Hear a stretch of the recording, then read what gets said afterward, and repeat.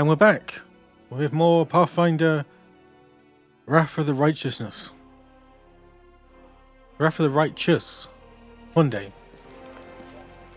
So we got out of the city, finally. Oh, actually I was going to try something, wasn't I?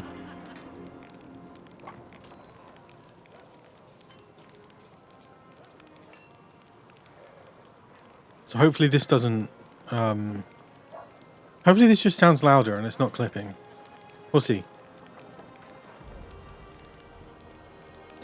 What was I doing?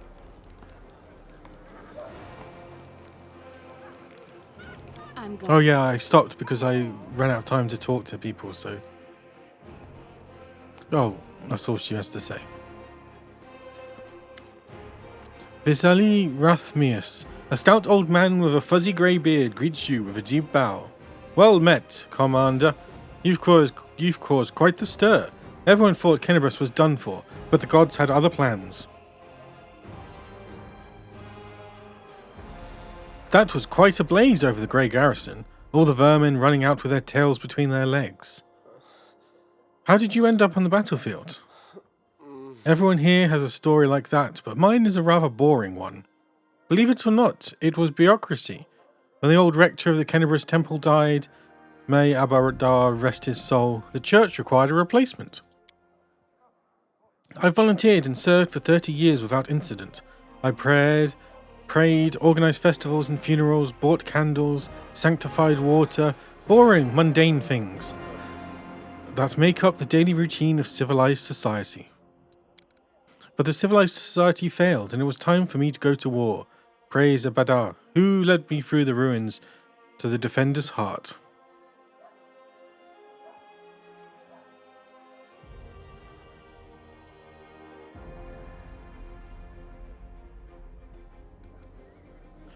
Show me what scrolls. Oh, they're all 99.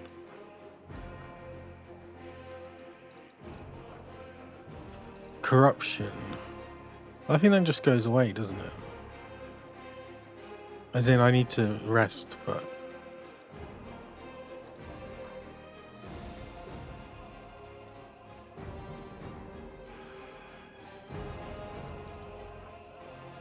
Okay, we got a negative... Oh no, we don't care about him. So we got some ability damage. It's quite a few.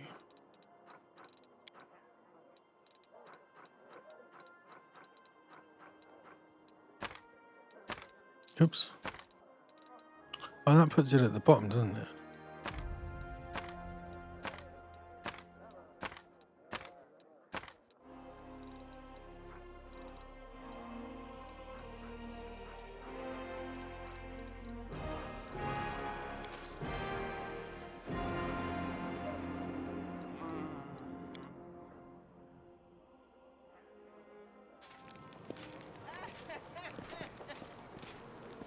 These fighters are... Find the location of the recruits from nearest zone.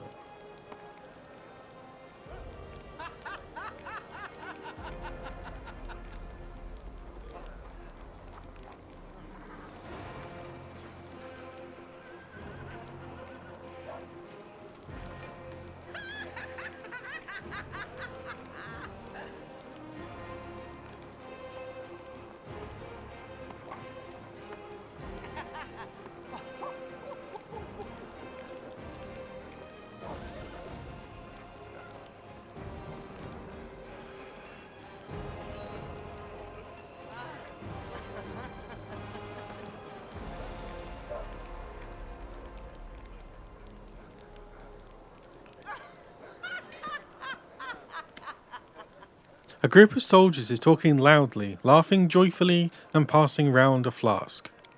So picture this. My sword is by the fire. There's 2 goblins about to snatch it, and 3 more are digging through my tent. And I'm sat in the bushes wearing just my mail shirt, wondering what the blast to do. An old mercenary taught me about the mail shirt. You can't sleep in armour, but it's not so bad in mail once you get used to it. Too bad no one told me not to go in the bushes without my sword. So, what did you do? What did I do? I barked like crazy. Goblins are afraid of dogs, you know. So they went all wild and started running around. I spot my sword and they spot me. So I jump over to the fire, wearing nothing but my mail shirt, and I grab my sword and I yell in my big tough voice, "O Inheritor, grant me the power to crush these filthy creatures." My sword's shining, the goblins are screaming, I jump to attack them, and they fight back. But I fought them off somehow. But ever since then, I never take a step without my weapon. That's some story. Hey, stop gulping, leave some for us. We've only just set off and you're already drinking? And with the queen in the camp? Stop this at once. The knights quickly snap to attention. Seela raises the flask and says loudly, "Right you are, Commander Terrorblade. We are but drinking to the queen's health." Give me a sip too, to Her Majesty's health. Commander, are you sure this is the right way to train your soldiers? Ah, never mind, it's your business.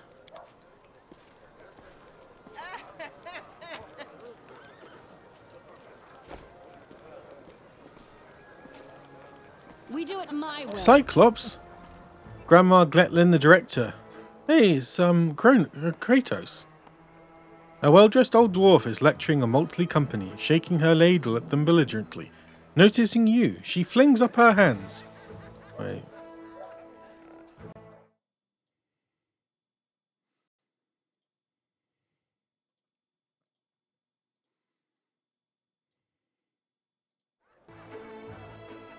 Good afternoon, your Commander-ness. Do you remember us? We're the crew from the next door theatre company, the one you saved in Kennebrus, back when you weren't your Commander-ness yet. As you can see, we've come to the campaign with you. We signed up to clean pots and mend the soldiers' clothes. Keeping up a theatre is expensive, so we all have to take side jobs. But we can't stop what we're doing. We're going to put on a play about our legendary feats. Of course, the crowd scenes are difficult. We can't find the people to play the hordes of demons, and we decided against using a ritual to summon real demons. Luckily, we have Master Kem. He's invented a way to solve this problem using sound. We caught a pig and some piglets who ran away from a burned-out village. The glum and husky half-orc mumbles softly. We put the piglets in a box and scared them a little, and the sound they made is just like an approaching demon horde. But the most important question is, of course, choosing the lead actor who will play the Great Knight Commander. We had to write Barney over it, breaking a number of lances as well as a shovel, a rolling pin, and a set of back scratchers. But we just couldn't decide no matter what. Maybe you can help us. We have two candidates that are most suited to the role. One will have the honour of conveying your heroism upon the stage, Commander. Don't you have any other actors who even vaguely resemble me? We're a small and poorly funded theatre, and we only have a few actors, but they're all so talented, one of a kind. I've chosen the ones you are best fit for the role. Trust my vision. I have more than a few successful plays under my belt. I'm to be played by a gnome? Not a gnome, two gnomes. Rumbledum and Hierophant are twins. One of them sits on the other's shoulders and puts on a long coat so they can play tall characters. They switch places every so often, so each gets their moment of fame, and that way they can only have to learn half of the script. Cyclops actor? He's completely tame, believe me. Has a few issues with articulation, but what a powerful physique. We'll make him a nice costume, wash him up, brush his hair. Truth be told, in our show, you mainly just make short heroic exclamations at the faithful moment, like, "Onward!" or "We'll never give up!" or "My heart burns with courage." Lambkin can definitely handle the script. Alright, I've made my decision. I'll be played by the Gnome Twins. You're the director, it's your choice. Wonderful. Sorry we took you away from all the important things heroes and commanders do.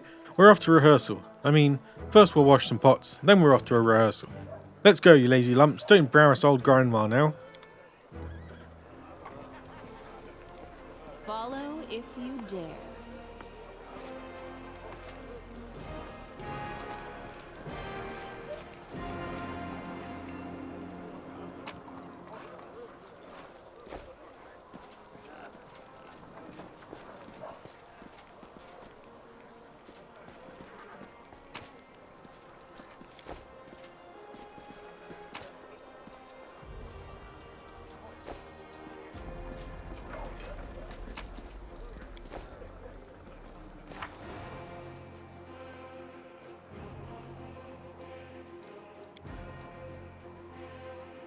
The army sets off from Kennebrest to Dresden.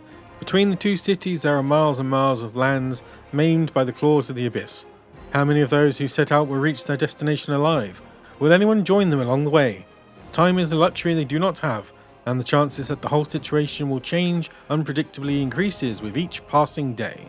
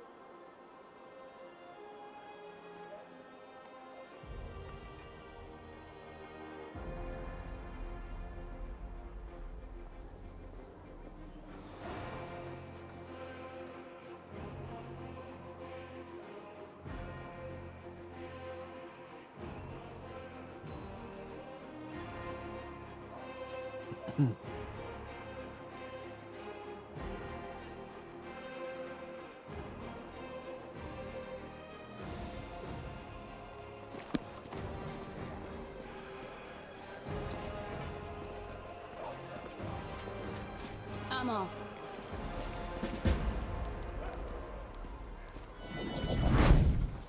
It's the storyteller. The old elf smiles when he hears your footsteps. Allow me to congratulate you on your victory, and on acquiring mythical powers capable of casting down the strongest of demons. Take a look at the page I got from the Grey Garrison. The storyteller carefully takes the page from your hands. His fingers touch the ancient letters gently, examining them lightly, following their lines. I see myself. Yeah, hello. I see myself, young, energetic, able to see. Oh gods, I have found the key to my past. Finally, I will find out what my own mind has been hiding from me. The elf's expression becomes withdrawn. The wrinkles on his face soften. Thank you, and please follow me to my story. Let us embark on this journey together. The storyteller inhales sharply a few times and begins his story. They are leaving. The people of Kionin faced the coming earthfall and admitted that they were incapable of handling this disaster. Proud rulers, artful crafters, brave warriors, wise mages, and skilled healers, all of them hurry to the gate of Sovereign, looking around fearfully. It's a bit weird that, what's her name, Terrorblade, is now my subordinate. A clean, safe world is waiting for them there. My people decided not to fight for Glorian. I am ashamed, and I am sorry for them. Their hearts wavered in the face of catastrophe, but my will is strong. I am staying. My kinfolk are looking at me angrily. How dare I diminish their decision with my recklessness? My choice makes them cowards, traitors of their own home. One of them, my former mentor, looks at me bitterly. He hands me a neat notebook with a tree bark cover. In case you change your mind, with a heavy sigh, he returns to the lines of those departing. Forgive me, brothers and sisters. I watch the gate of Sorvian stone close, separating me from them. It is time for me to go too. I open my master's notebook. These are his notes about travelling between worlds. In case you change your mind. He hopes the burden I shouldered voluntarily will be too much. I will lose heart and find my way to Sovereign. Sovereign? That will never happen. My mouth sets stubbornly. I tear my master's notebook to pieces. I use my forced pride as a shield against my fear of what is to come. Why did the elves decide to flee, not fight? The storyteller's lips purse with disdain. They are afraid to lose what they have. They were rulers, long-lived and powerful. They valued their lives and sunshine too much to enter the fight or the aftermath of Earthfall. Earthfall was the name given to the cataclysmic event in which a shower of meteorites impacted Glorian in negative 5293. It resulted in the destruction of the human empires of Tassilian, Aslant, which were consumed by earthquakes and massive tidal waves, and the creation of the Inner Sea. The cloud of dust thrown up by Earthfall's impact settled in Glorian's upper atmosphere and blotted out the sun for 1,000 years, creating the Age of Darkness. Damn. Your mentor is a mage, then you must be too, yes? Yes, I'm an archmage, and this title is well deserved. I've acquired delicate mastery and succeeded in many areas of magic, but curiosity has always pushed me towards new knowledge since the first day of my apprenticeship. What is the Sovereign Stone? A magnificent crystal bent into an arch by a mighty hand of an ancient divine creator. Our great gate to other worlds. It breathes power, it dreams of eternity. Why are you angry at your fellow elves? I spent many hundreds of years in Conin. I have always admired the way my kinfolk cared for the forest that was our home, but the rest of the world seemed to mean nothing to them. But I love Golarion, all its places, all the forms it manifests in. I travel widely, and then come home and told my kinfolk about my travels. But they weren't interested, they only cared about Conin. Their lack of desire to hear about the wider world makes me sad and angry. Earthfall happened at night. I am standing at the top of my tower, many miles to the north of Conin.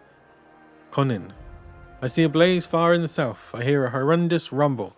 The air is groaning, giving way to a huge rock, rushing down on my world. And then, a blow. Vibration that penetrates everything, reaching down into the bowels of Glorion, and up to the vaults of the sky. Crunching bones, blood from the burst vessels, filling my eyes with darkness. Drowning in timelessness along with the countless denizens of Glorion. Never before have we been so united in our feelings. When I come round, the darkness remains. My first terrible thought, I'm blind. But no, little by little I begin to see the stone wall. I am alive. But why is it so dark? The answer is quick. The smell of ash everywhere, a great burnt sacrifice, filled the air with incinerated particles of what was recently the continent of Aslant. Great clouds of ash covered the sky, cutting us off from the sun and the moon, dooming us to a dusk at day and complete darkness at night. My heart sinks with fear. Treacherous thoughts fill my mind. Why did I stay? Why didn't I run like everyone else when I had the chance? I clench my teeth and stand up to watch Earthfall, proudly, like the last archmage of Conin should. Will my world really perish like this? Will I perish?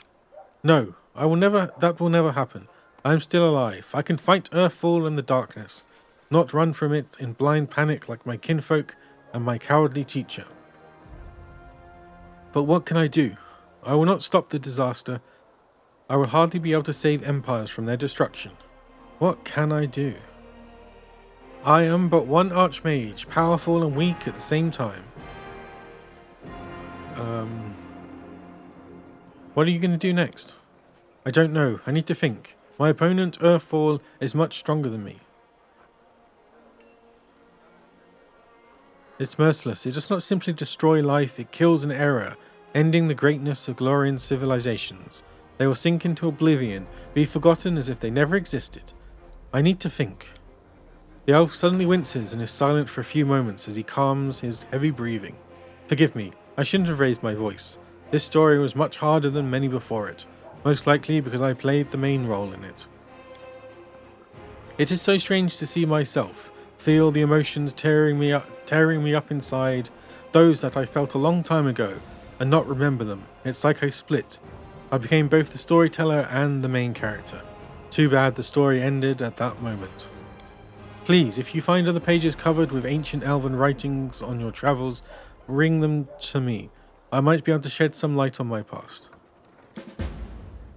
In pursuit of the past.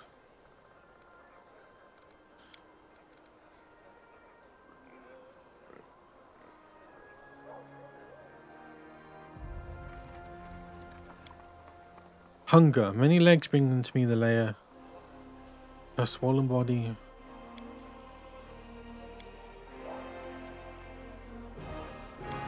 Nothing, because the Aeon's gone now. Dresden is doomed. Demons attack right when we lost the protection of the Sword of Valor. My city, my bastion of hope. We built you as a symbol, with the lands mutilated by the abyss could still be restored to mortals. Now you are perishing, and there is nothing I can do. We retreat. No, we flee.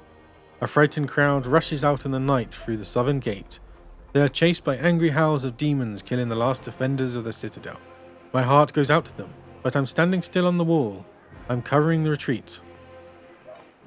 Yeah. I think it explicitly said that the Aeon, ran off.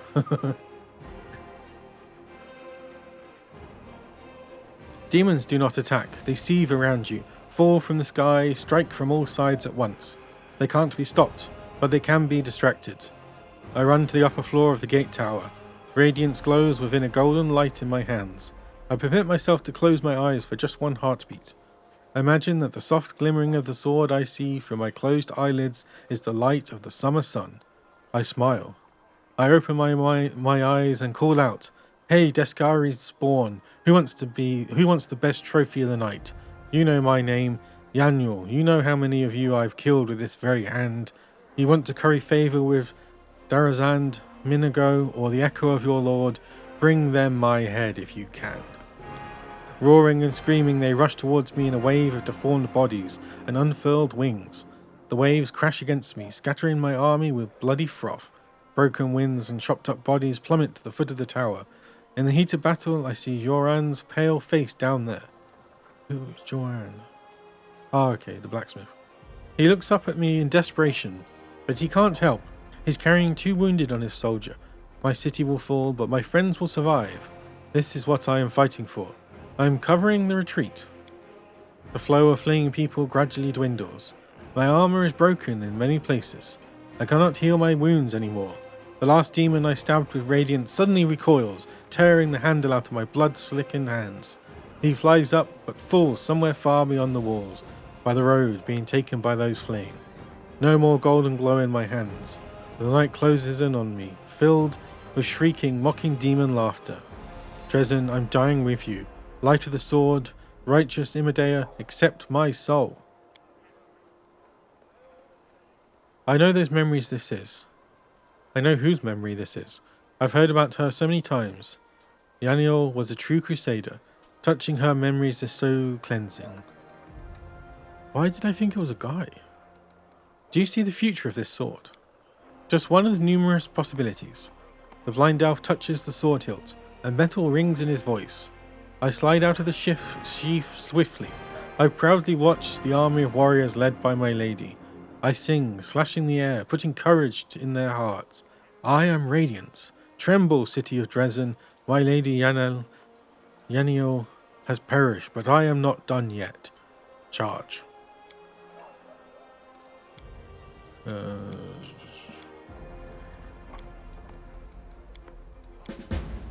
Oh. Find something else that once belonged. Hello, Grandpa Elf. Hello, Finian. I'm coming to again. How long have I been here? They kept me in a cage for 3 days. I know this because 3 times the light under the door disappeared for a long time. Then they chained me at the table and the bladesmith. Everyone calls him the bladesmith. He placed a device with a jar over me. It feels like I'm being fried. At first I tried to break free, but I got tired. Then I screamed. But now I've lost my voice. Though the pain is burning right through me. The storyteller stops. His voice changes, becoming more frightened. I think I lost consciousness again, but when I woke up, the pain was gone. I wasn't tied to the table anymore. I was standing near it, and someone else was lying on the table. A burned corpse covered with a black crust. Jeez. The master took out a handsaw and was sawing off his head in a very focused way. I should have run back then, but I couldn't for some reason. This burned corpse had a symbol on his belt, just like I do, an eye and a star. My favourite belt, a good one. Where would a stranger get one? It must have been someone from my clan, some distant family member.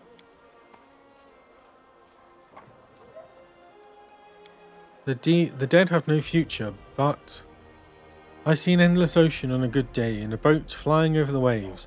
I was so excited, but I don't know whose vision this is. Is there a soul existing here and now, or a soul reborn?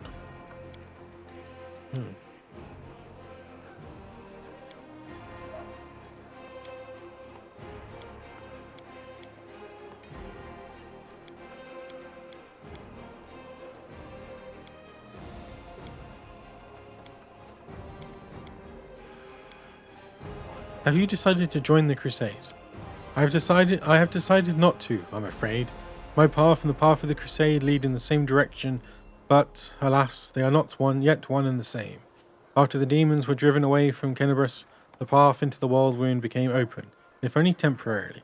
I am planning on using this opportunity to visit. It doesn't matter now. I'd hate to bore you with the details of my venture, which may prove useless even for myself.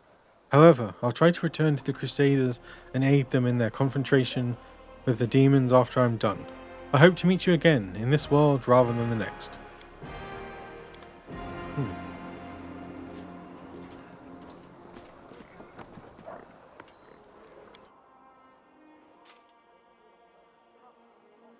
This is mine and Anivia's tent. We are both used to travelling, with the Queen insisting our tent to be furnished like a commanding officer's. Just, the sausage maker. The massive bed is clean and neatly made. Earthbreaker. Side.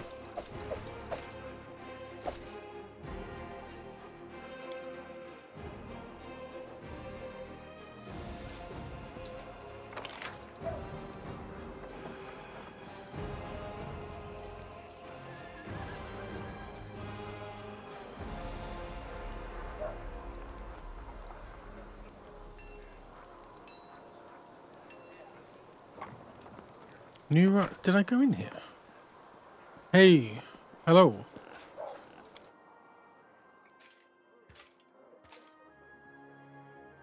This is Nura Dendiwar's tent. It seems she bought a lot of unnecessary items. It is indeed a happy weekend. Finally.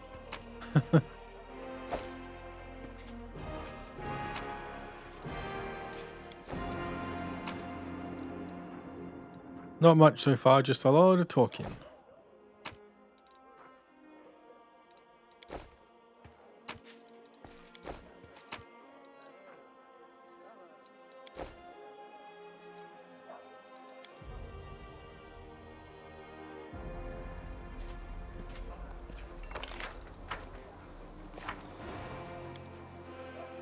Where's the quartermaster?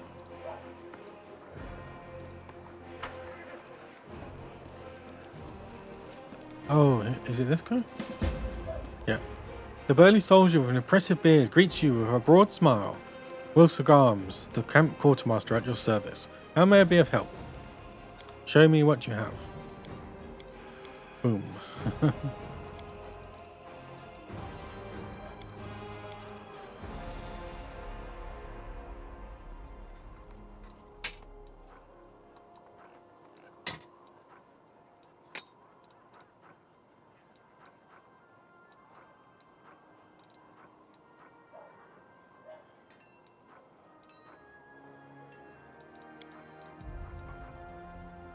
Half plate of vigor.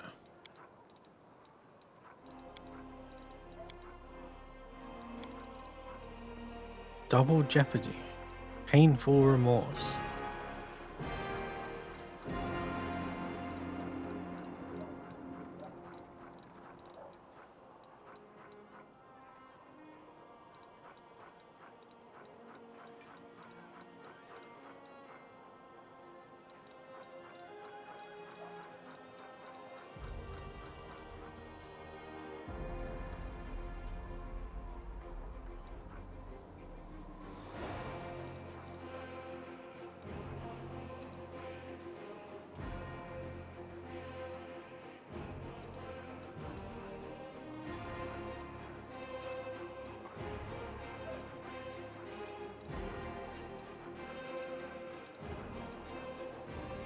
Nimble edge. Whenever this +1 speed S-Stock confirms a critical hit on the enemy, the wielder gets +2 morale bonus to dexterity. 36,000.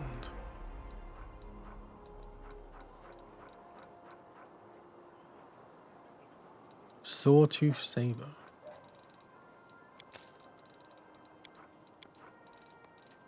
Why am I still overloaded? Oh, is that just because it's me?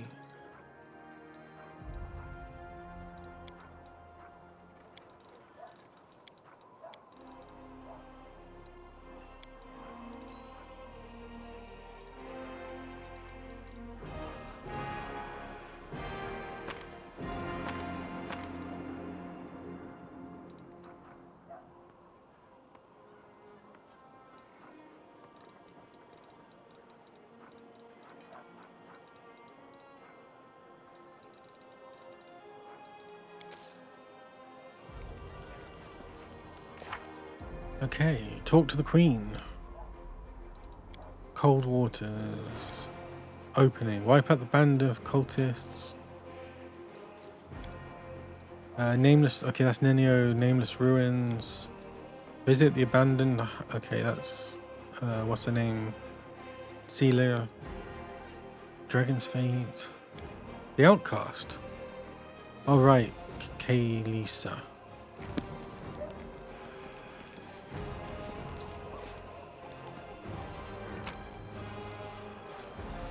Silver Buckle.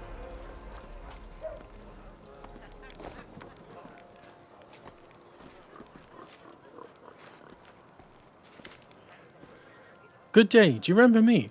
I'm Jerna. We spoke in the Defender's Heart. So you're the commander of the Crusade now? Era still knows it's hard to imagine someone worthier of taking up the post than the saviour of Kenebris. May the good gods help you prevail. Welcome to 2025.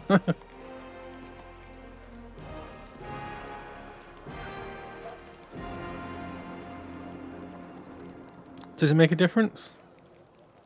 It probably doesn't with this game. Oh no, but actually the snow is killing my recording. Normally it's quite static, so it. Did you update to Windows 11?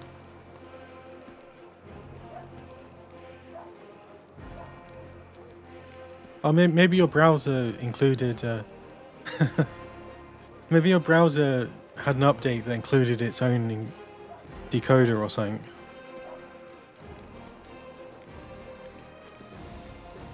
Have you joined the Crusade?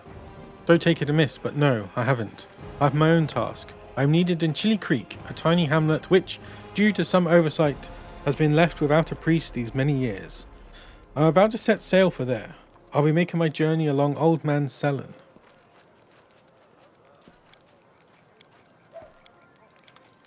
Sellen.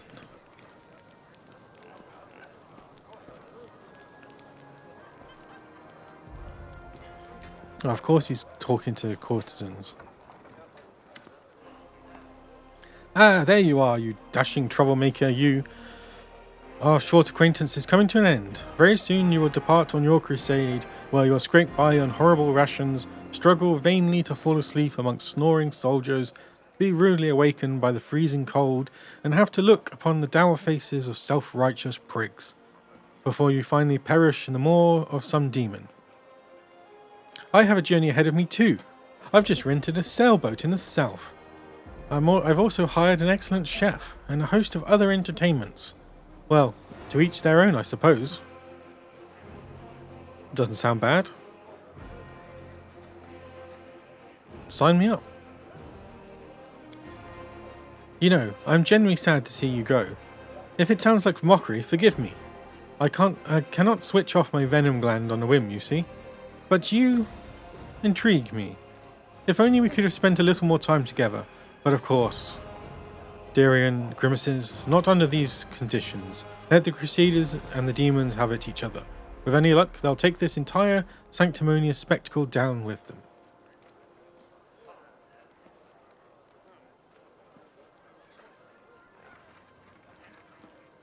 Get lost. Huh? I'll be blunt. You don't intrigue me. Not in the way you obviously had in mind.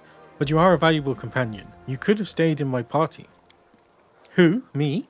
Where? In this travelling pardon me, in this army? Deerin offers a doubtful smile. You must be kidding, of course. Of course I won't stay. Who in his right mind will trade a luxurious and carefree life for this crusade? He has a point. In any case, I intend to wait until the army departs. I do love a good send-off, especially when it is I who is staying and someone else is heading off to meet a dreary and hopeless end. Sometimes it does one good to ruminate on the unfairness of life. Well then, farewell, Commander. I assume I shall be your most precious memory on this most disgusting and exhausting road to the pointless slaughter of battle. Or if not the most precious memory, then at least the most stirring. He'll be back.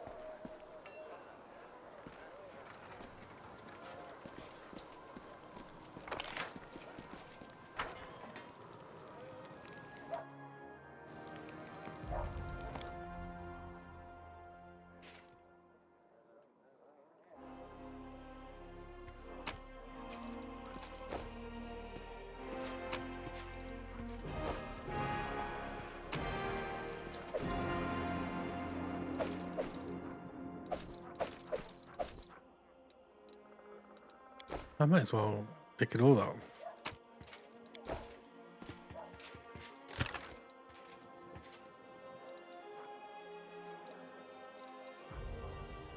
Oh right, this is my chest.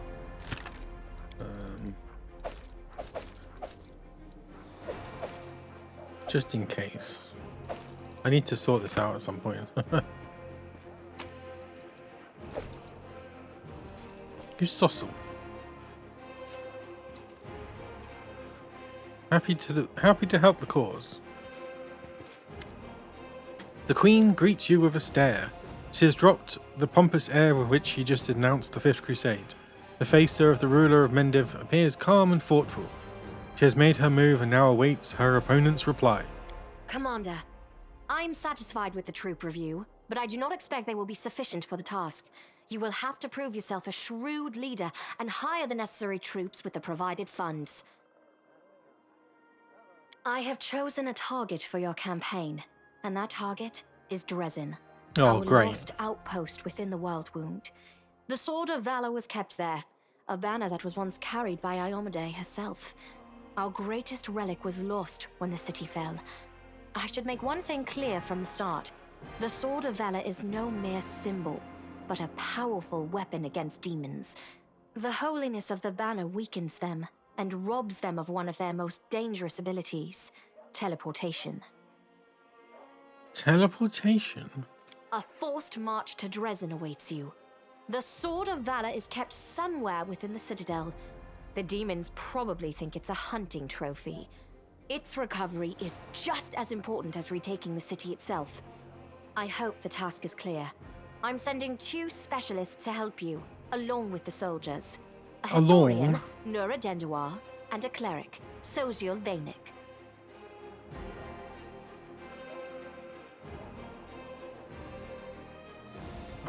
A book reader?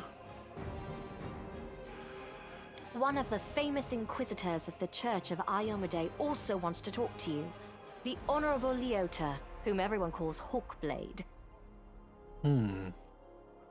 I do not wish to keep you, Commander. The matter I must discuss with you is extremely important, but it is not directly related to the Crusade. You no doubt wish to meet your new comrades and speak with Her Majesty. Therefore, I shall leave you now, but I ask that you seek me out in the camp at your earliest convenience.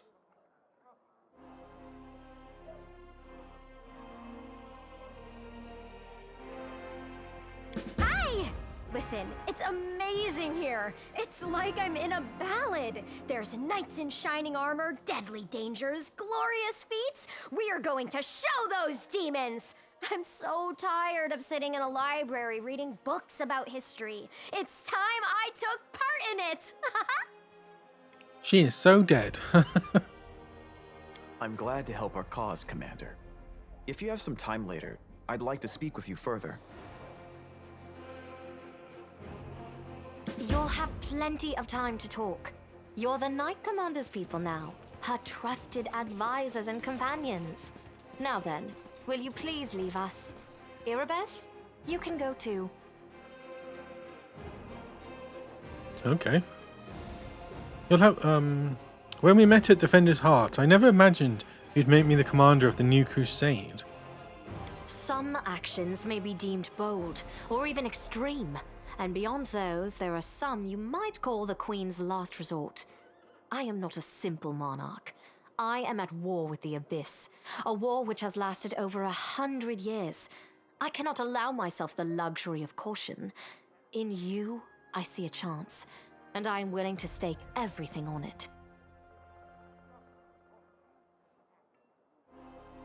Who's the voice of this?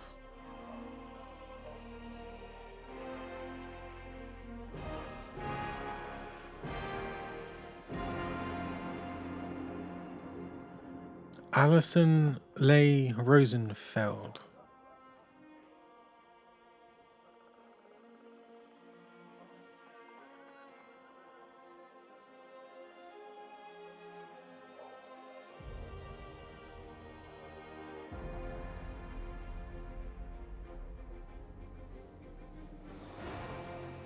Nothing I really recognize.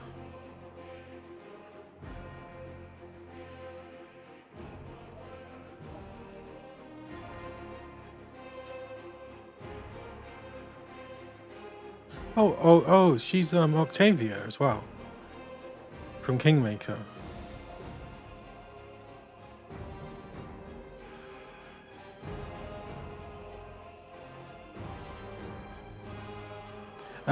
Queen Galfrey, the voice actress. It's the same as Octavia.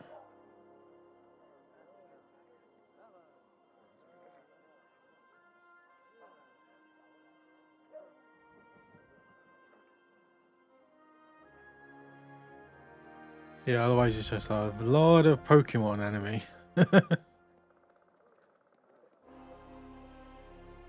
I'm not a simple monarch. I am at war with the Abyss, a war which has lasted over 100 years. I cannot allow myself the luxury of caution. In you I see a chance, and I'm... Wait, she's talking, isn't she? However, you cannot blame me for putting you in charge of the Crusade. I only formalized what had already happened in the hearts and minds of many. People spoke of the power that descended upon you and helped you save the Wardstones from corruption and total destruction. Word of this feat quickly spread far beyond the borders of Mendev. There was no other person who could better fit the role of Knight Commander of the Fifth Crusade. She's American, that's why the accent sounds a bit odd.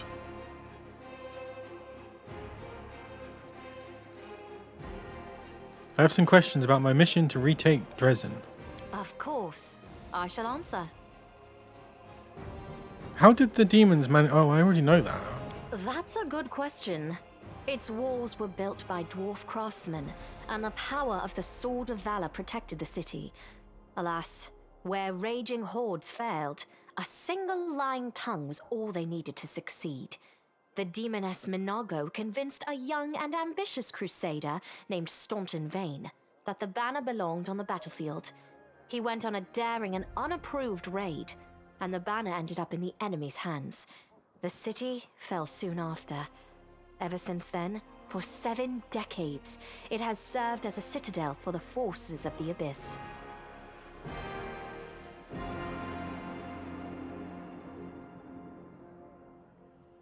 I played...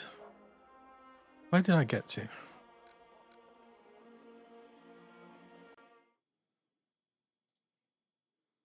I can probably...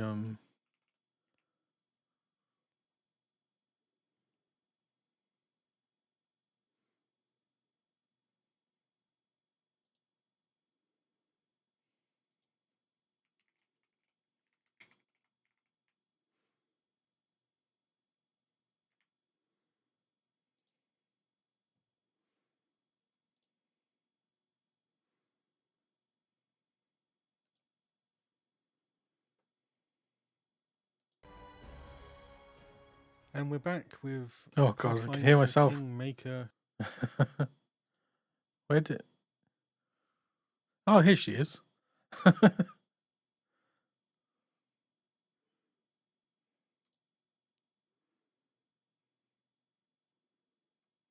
think it was like just after I got the city and oh, I mustn't have uploaded them. Because this is before, this is the final fight, isn't it? This was hard. I think one problem I had was, oh, I've even got the same portrait. Lindsay. Is Lindsay the halfling?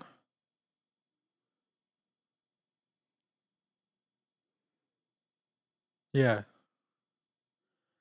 Oh, and the gnome guy at the beginning, he was a bit of a prick.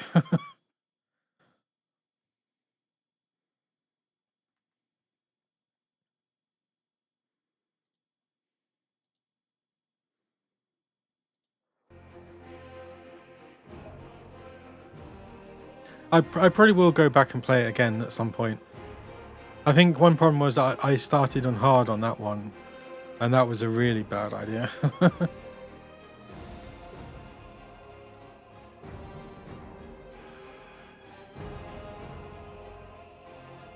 And then it was just things like not knowing about rations and what else was it?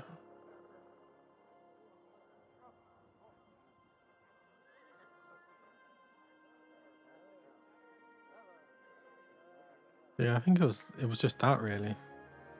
I had to use a lot of grease.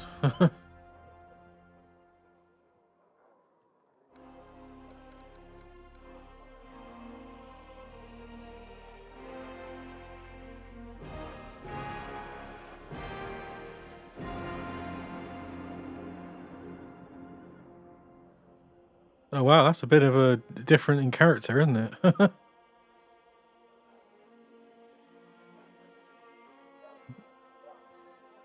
From cheerful halfling to what's her name? It's like architect of the world wound or something like that, right?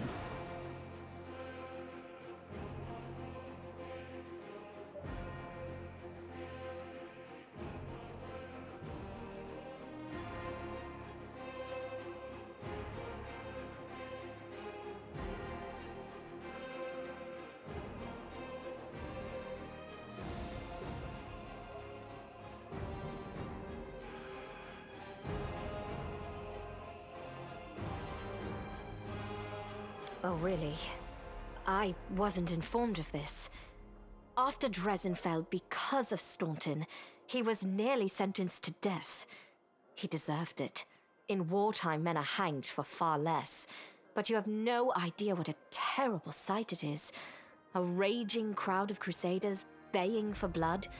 Never have my fighters looked so much like the demons we are fighting.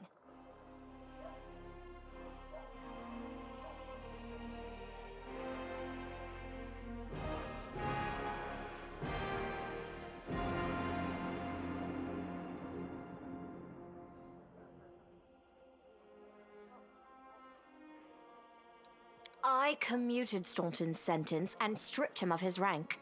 Not just for him, but for my army and my country. We are not Hell Knights. We do not maintain discipline with public executions. We are not Hell Knights. Knightly Order's unique focus on the promulgation of law. You should have exiled him, let him go wherever he wanted. That way he would have either changed his life for the better or realized he had no one to blame but himself.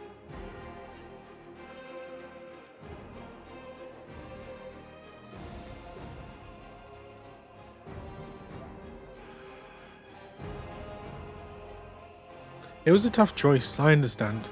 Thank you for your support. The longer you live, the more things you do, and the more Getting criticism Queenie's you endure. good books. Today, many blame me for all manner of reasons, and few try to understand my actions. Your words warm my soul.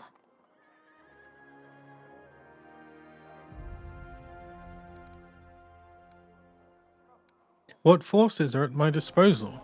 Everyone we saw today at the parade. First among them, the Eagle Watch, who remain a powerful force thanks to Irabeth's resourcefulness. Also marching with you are several minor knightly orders, as the minor volunteer units like to be called. And finally, I have personally selected some recruits from Neurosian. They have little in the way of battle experience, but great determination and a thirst to prove themselves. I've always thought that an army benefits from at least one such unit.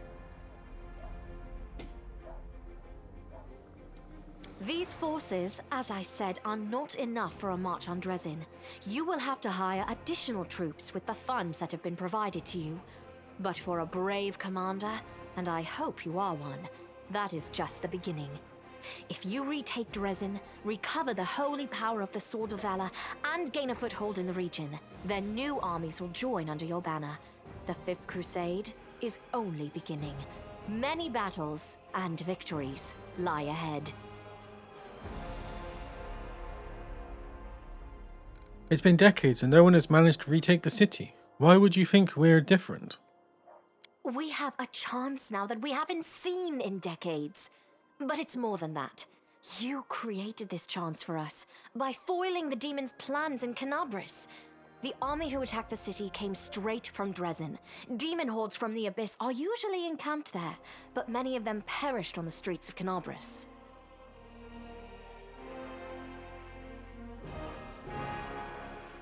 We must attack swiftly, before they can restore their forces. When the city is free and the Sword of Valor appears before our soldiers, they won't be sending in any more reinforcements. Demons cannot teleport into an area protected by the banner of the goddess.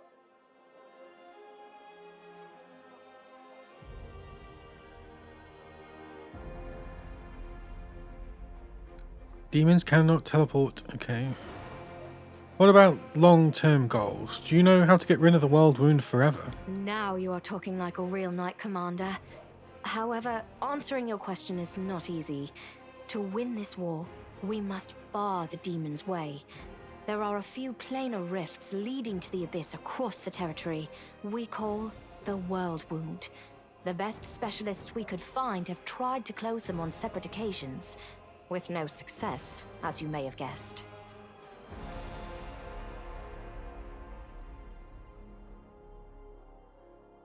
The world wound is more than just a chain of portals to the Abyss.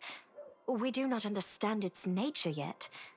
The methods of rift closure known to magical science simply do not work here. However, we have a hypothesis, and a rather well-grounded one, that we must begin at the source of the problem, the place where the world wound was opened. The main rift lies through the city of Iz, and the Threshold Fortress, deep in the former lands of Socorus. We have never managed to fight our way so far and gain a foothold to allow the mages to explore the origins of the world wound. So, the next step, after you succeed in Dresden, is an offensive push deeper into the world wound, with the aim of reaching Threshold, the very threshold of the Abyss.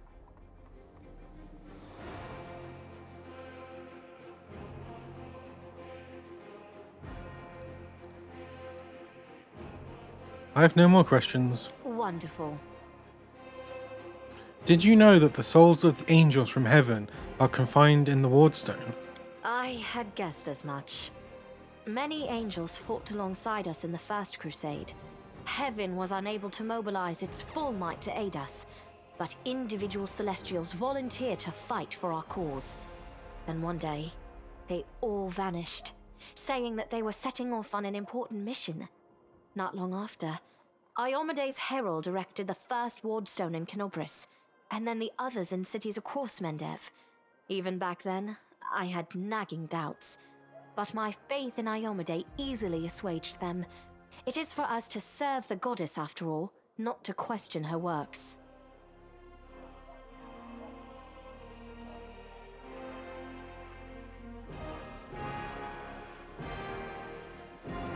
Is it maybe that they can't touch it or something? Nevertheless, I am pleased that you solved the mystery of the Wardstone in Canobris and were able to save this gift of Iomede. It was a deed worthy of a knight commander of the Fifth Crusade.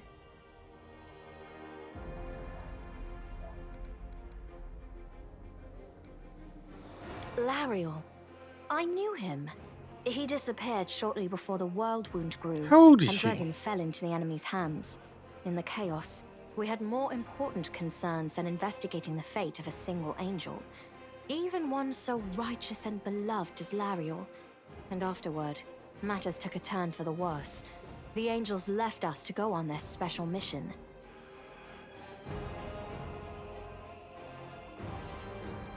It is so strange to hear the names I used to hear when I was young, like getting a message from the past. It is sad news, but it brings me back to the times when we strongly believed in our victory, and we rushed headlong toward it without fear. Could it be that such times have come again? Okay. And what are you going to do? Overlooking a spot of insubordination just at the moment. However, I shall answer you. I shall prepare the defenses at Nerosian and all the other border cities and plan the future of the Fifth Crusade. Does that satisfy your curiosity, Knight Commander?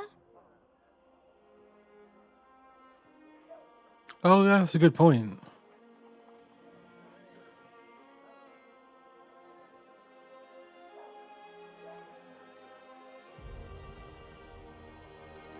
My queen, I'd ask you remain with us. The Dresden campaign is the hope of the Crusade, and the blessing of Imadea and you, Carrie, may be decisive in this battle.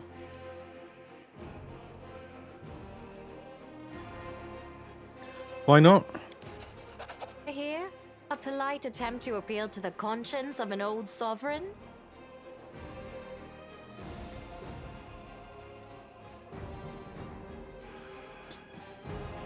Did she just change, or...? I don't know if you realize what you're suggesting. If our enemies in the depths of the wound were to discover that I was with your army, they would immediately send their most vicious demons to attack. That's They a good would stop point, at actually. nothing to be rid of me, and thereby sow chaos across Mendev.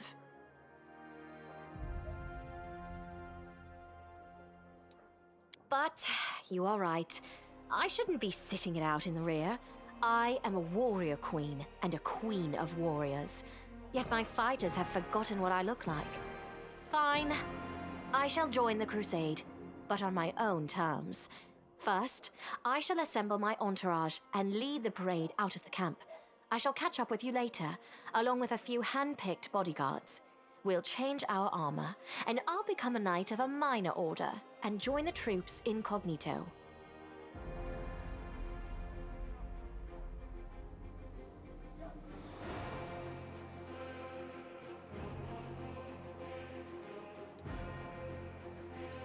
Until we approach Dresden, no one should know I am among you. But before we storm the city, I shall show myself to the troops and join the battle. Let it be a surprise for the demons. I hope you won't complain of my company on the road, Commander, since you were the one who insisted upon it. Do you have any other questions? Nope, the task is clear. Splendid. Ah, yes. We have one final matter to attend to. Why is she winking at me? Rather enjoyable. Count, there you are. You received my instruction? Oh, is she gonna, like, force him to come along? I did, though I did not have time to read the thing before I was dragged before your majesty. In truth, I was readying myself to depart. No matter. I trust you will forgive your sovereign for the rather brusque summons, especially when you learn what prompted it. As you are aware, she has recently been appointed my Knight Commander of the Fifth Crusade. I spent a long while pondering whom to appoint to the highly sensitive post of Commander's Field Attaché and Advisor Plenipotentiary without portfolio. Congratulations, Count.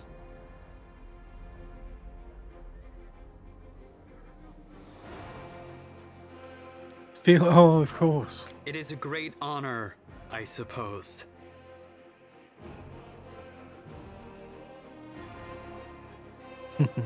What a wonderful gesture, Your Majesty. I imagine our dear Count would have been inconsolable if you hadn't given him this chance to serve the common cause. I knew you would approve, Commander. I had my doubts about whether you were ready for such a responsibility, Count, but your conduct in Kenobris has put my mind at ease. So, you will travel with the troops to Dresden. Only the Commander may remove you from your post, but I trust that you will dutifully fulfill her orders and make a good showing of yourself. Especially since word of your appointment, Count, will reach the court at any moment. All of Mendev's nobility will be following your successes in service to the nation, including all of your devoted admirers. I even heard that one bard with whom you are particularly friendly has already begun composing a ballad to honor your heroic participation in the Crusade and your faithful service to the Commander here.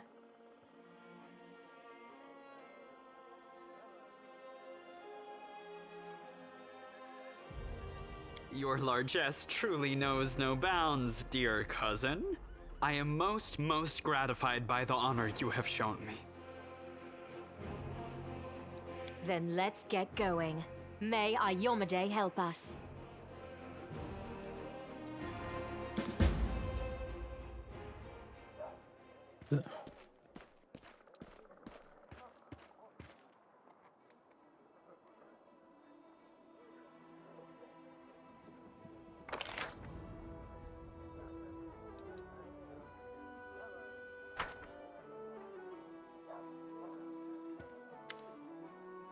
Anivia sweeps an inquisitive glance over at you.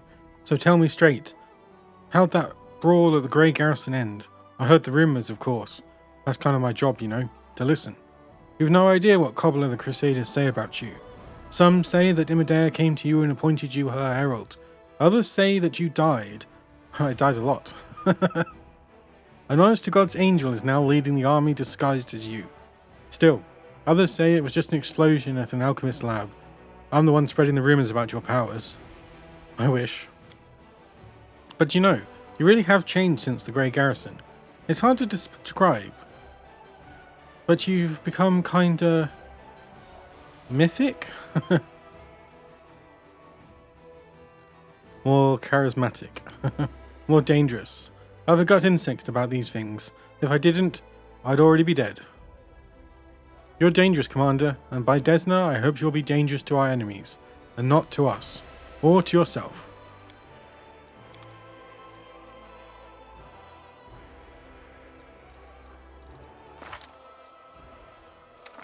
Oh, new guy. Cleric.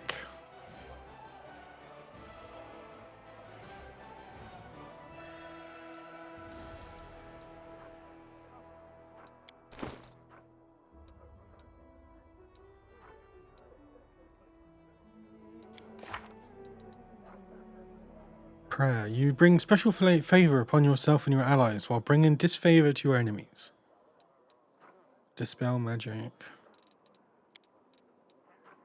Restoration. Bless. Unbreakable heart.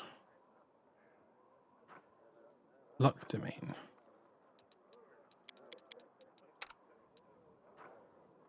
Illusion.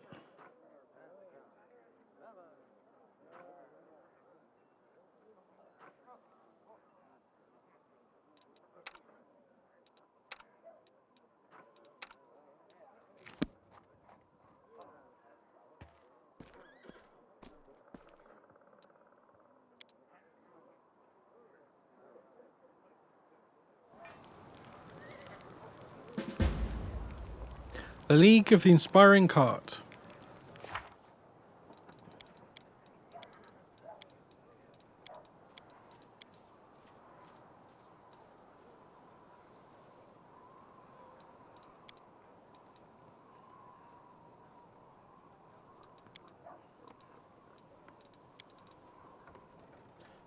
Is there any... I guess... Do I need to get to Dresden quickly or something?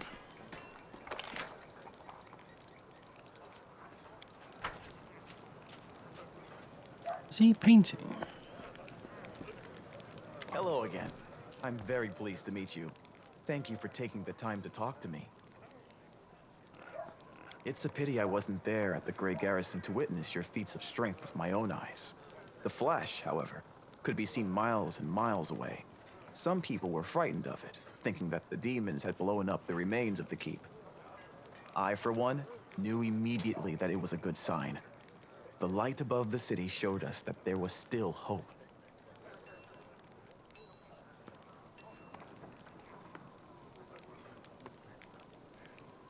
Who are you, and how could you possibly be of use to my army? That seems a bit rude. You wanted to discuss something with me, right? Yes, I have a personal request.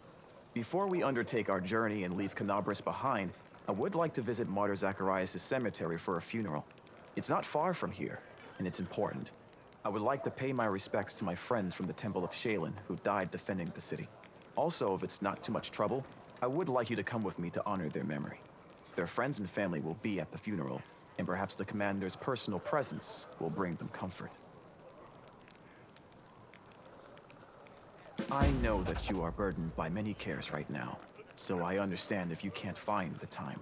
But if you could, I would be sincerely grateful. Fair You enough. must be rather busy indeed.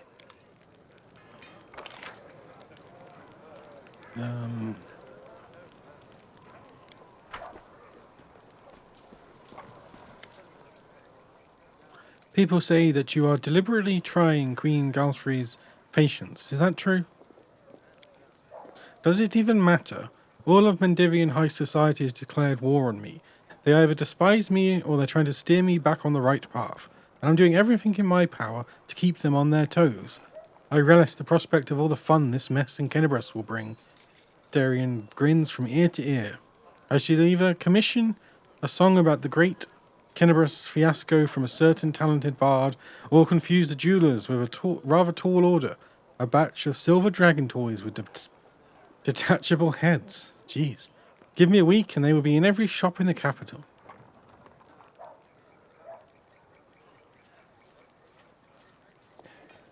You should make sure it's really easy to rip the wings off the dragon trinket as well. Kids are gonna love it. So, do you like your new role, advisor?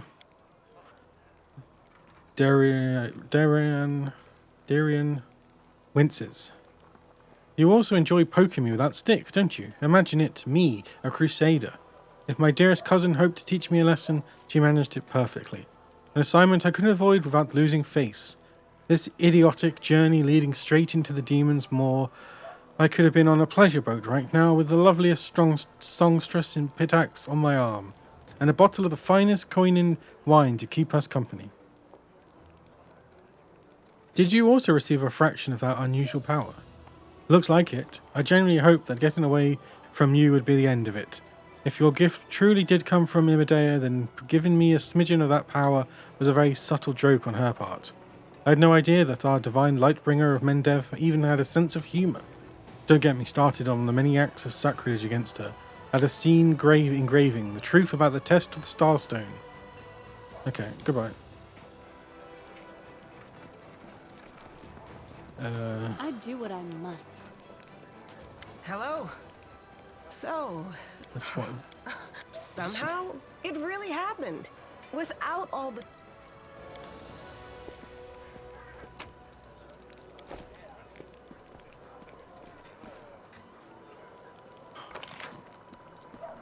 I don't think there's anyone I actually need to talk to, right?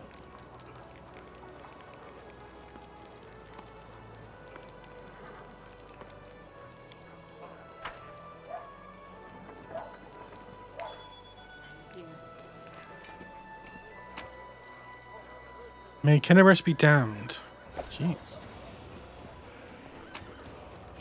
I'm gone.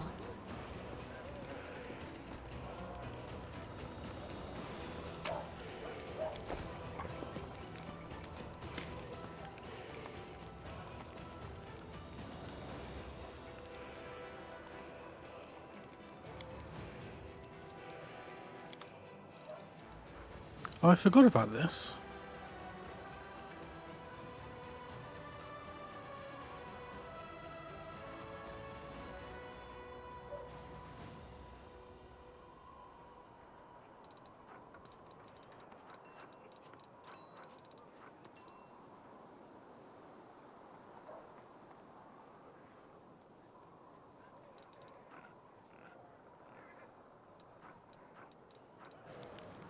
We do it my way. Wait. Damn it, you again, soldier. What?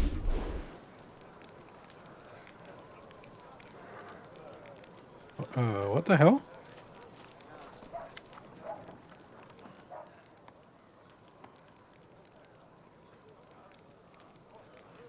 Your supply would do any wine shop proud. Does the Crusade really need this much alcohol? Don't think I'm trying to encourage drunkenness among our Crusaders. It's all in good fun, a way to blow off some steam. When soldiers can gather by the fire and raise a cup to honor both the living and the dead, it reminds them that life goes on. But those who drink to excess or to the detriment of their duties won't get a drop from me. There is no sight more depressing than a drunkard. I saw you talking to the girl hiding her face. Who was she and what did she want? I don't know, Commander. She never introduced herself, but I bet she's not part of our army. I know all our soldiers by name and by sight.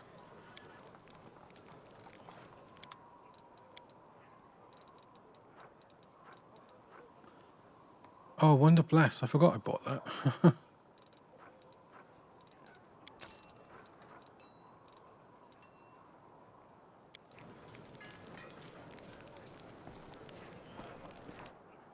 Oh, blacksmith. These are all basics though, aren't they?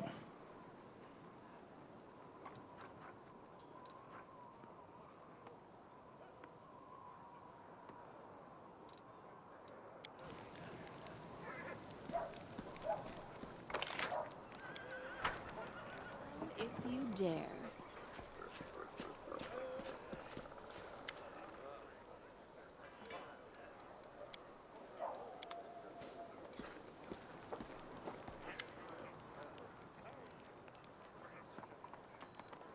How are you handling your new abilities? Abilities? What are you talking about? Oh, the tricks you learned when the big grey house blew up. They're funny. Thanks for teaching them to me.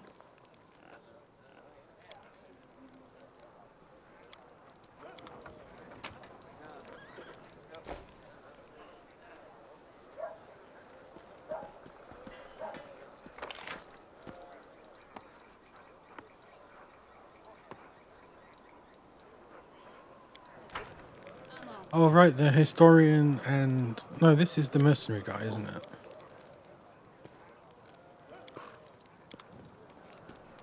Where's the...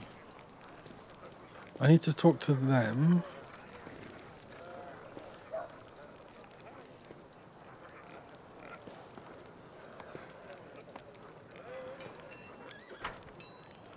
Where's the historian? I do what I must.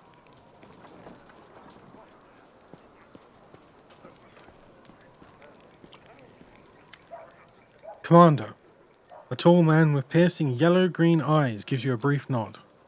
Let me personally congratulate you on your new title and thank you for your time in advance. I am Litor Hawkblade, an Inquisitor of the Church of Medea, the bringer of light. I require your assistance in a certain delicate matter involving one of your companions, young Count Darian Erende. Are you one of Prelate Hulrun's followers? His face freezes for a moment, but he nods. Yes, of course. What is your opinion on his atrocities? Usually people reveal such things about themselves only to their confessor, not to some curious stranger. Still, I did ask for your help, and that imposes certain obligations upon me. Let me put it like this. I spent enough years by Prelate Hulrun's side to learn how to keep him from going over the line. The Prelate is why would you follow someone that you have to do that to? The Prelate is an extraordinary man, but he has fallen prey to his own paranoia and monumental sense of responsibility, which has gradually eroded his razor-sharp mind. He has witnessed so much hideous darkness that he now sees it in every shadow. Yet his strength was, and still is, a shield for all the people of Bendev. That is my opinion. His comrades and advisors are necessary to prevent him from making unforgivable mistakes. Where were you during the attacks? I was on the hunt. A very successful one, but as often happens in life, this minor success was a mere harbinger of a larger problem. If I hadn't been so far away from Kennebrus on the day of the attack, I might have been able to help my comrades and prevent a number of deaths. What brings you here? I ask you to assist the Church of Amadea in an investigation of the utmost importance. I understand that the leader of the Crusade has plenty of other matters to attend to, but please allow me to tell you the details.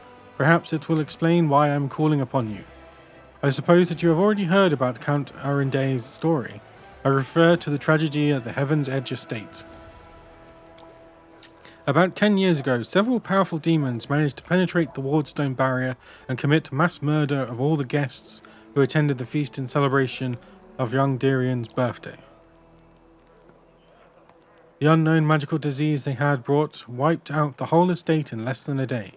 That was not a unique case in itself. The demons had attempted such raids on Medivian lands before, but they had never dared target such a well-protected place. The Arende family was exceptionally rich. The estate was protected by elite bodyguards. There were several strong and righteous paladins among the guests. Moreover, the Reverend Nestrin, Dairon's tutor, was one of the most powerful priests of Imidea in the vicinity. All of them died, nevertheless, except for the young count, who had suddenly manifested his outstanding sacred healing powers. Was that a divine miracle or a curse? That remains to be seen. You're going to investigate this old case again, aren't you? Yes, I am. I have several reasons to doubt the widely shared account of what exactly happened at the estate and how it happened. You see, Commander, I was among those sent to examine the estate after the incident. I saw everything with my own eyes, and I still remember it clearly, even though it feels like it happened a lifetime ago. Heaven's Edge was a unique place that still carried the spirit of old Mendev. Mendev before the world wound. And yet on that day it turned into a labyrinth house of horrors, like something only seen in our nightmares. Apologies for the digression. I wanted to tell you about my suspicions. Everything about that incident seemed odd. Why was the only person left alive a young boy with a newfound talent for divine magic? Why did nobody send Kennebrus for help, even though the agony spanned many hours? We found the demons dead, with their heads cut off, when we got to the estate. How were they defeated? How did the disease kill even the paladins present at the estate, who are said to be immune to any disease? If the demons had found a way to penetrate the Holy Warrior's defences, why has this never been repeated since the tragedy at Heaven's Edge? You are the only person who can help me here, Commander, because the only living witness of those events is currently serving in your army. Your army's route will take you near the very site of the tragedy. Heaven's Edge has been abandoned and sealed with potent magic throughout all these years, and only the Count has the power to break the seal. He is unlikely to invite an Inquisitor inside, and in any case he wouldn't like me sniffing around his family seat. But if you, as his commander, express your wish to visit his estate, he will be obliged to fulfill it, and I will simply follow you as one of your attendants. There are 100 ways, 1,000 paths, and myriad loopholes in human lives that the forces of evil can use to their advantage. I am not sure which one of these led the demons to the gates of Heaven's Edge, but I do know it wasn't a simple raid, the kind Crusaders face every day. The incident involved a significantly more powerful entity, and that is why I am asking for your help. We cannot be sure that such a tragedy will not happen again until we uncover the truth. You have already been to the estate several times. What do you expect to find now? I was a young and inexperienced Inquisitor when I first visited Heaven's Edge 10 years ago. My skills have improved significantly since then, and I have paid dearly for that. Pointing to his ears. Oh, scars. Why did I read ears? My arsenal includes many spells and techniques dedicated to gathering information about people and events. Almost all of them require me to be physically present in the place where the event in question happened. That is why I must return to Heaven's Edge. Why can't you just search the estate without me? You already said that.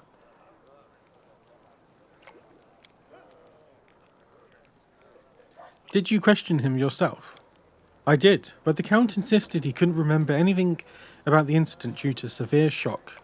He saw the demons at the very beginning when they appeared at the celebration to announce the onset of the plague and mock their victims. He also witnessed the death of his mother, Countess Silene. That was all he would tell me. We had found the young count sleeping like a log on the floor in one of the rear chambers, having drunk about half the family wine cellar all by himself. There is no reason to disbelieve him on that matter. So you suspect that he's hiding something? I deliberately refuse to entertain any theories or suspicions so that it doesn't affect the investigation. There is a saying among my colleagues that suspicion is the mother of prejudice, and prejudice is married to failure.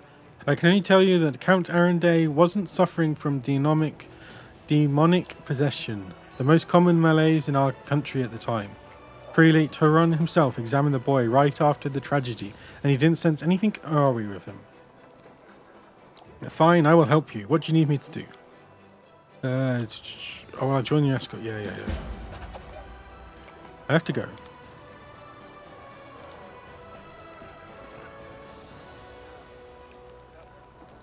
Would the historian be in the... Oh.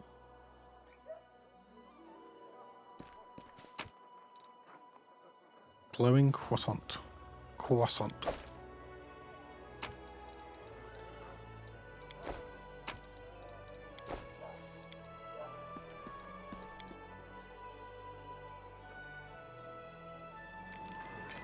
I'm gone. Oh, that's the guy.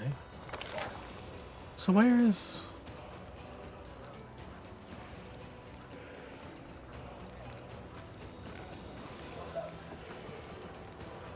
Oh, there we go.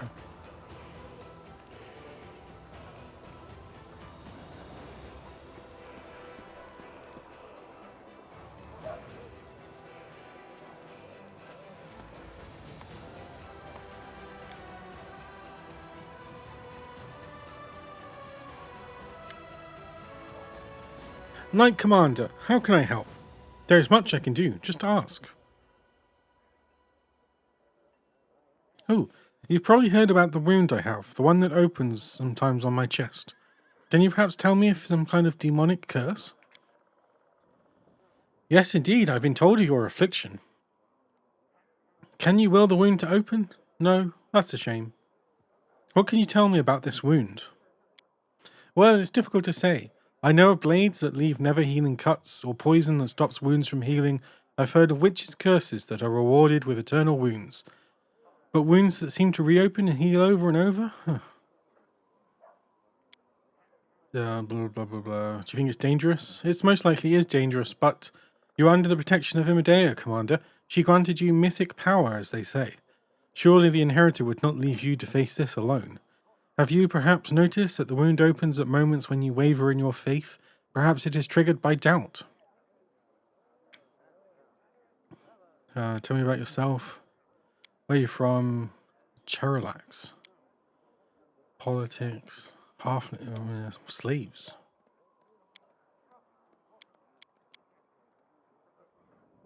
Will you write a book about my crusade? Why not? Do you worship any deity? Asmodeus. Desna or Craden. Okay.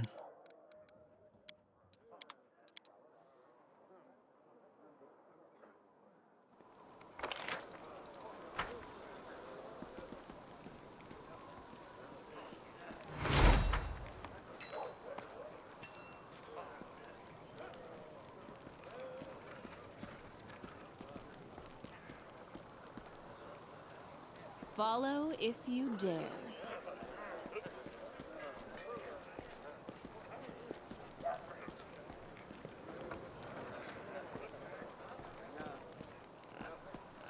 Okay. Oh, I didn't mean to do that. So, you're the war chief now. You're going to lead us to free Sarkoris from those Fae? I felt it the moment I saw you. This one is special. But that you go and get yourself a whole army in no time? That I did not expect. Well, how does this newfound power feel? Has it gone to your head? It's an odd feeling, so many people counting on me. I can't let them down. Yes, it's scary. It's a scary thing to be responsible for others, especially when they're not out picking mushrooms or taking them to war. Even if you win, some of them surely won't make it back home, and you're the one who has to bear the burden. He runs his hands over his beard and shakes his head into the thought. But I know you'll be just fine, and not because I've seen you in battle. Although you are worth a whole band of warriors in a fight, I know you'll make a fine war chief because you're not thinking about power or honours. You're concerned about the people in your charge. As long as you hold on to that, you'll have nothing to fear. Well, I didn't come here just to flap my gums. Since I'm going to war and you're in charge, I better do this the right way. Ulbrich lowers his head and says solemnly, "My blade and my life are yours, war chief. I mean, it's not like I need a blade. My talons and beak will do the trick. But saying it like that is the done thing. My talons and beak are yours, just doesn't have the same ring to it. There's something else. I can already see things are bad, but the tales of all Sarkorius burning down and its people dying out, I'm sorry, I don't believe those. It can't be true. We're not the kind of folk to be snuffed out just like that. I have kin in a village not far from here, Curenton of the Glen. Let's go there and talk to them, have them fill us in. They're smart folk, perhaps they'll help us in battle too. Together we'll clean up Sarkorius before you can say, "Aren't ye foul creatures?" Ulbrich bumps his fist into his palm with a chuckle of bravado. Alright, I'll go prepare the road ahead. Take care, war chief.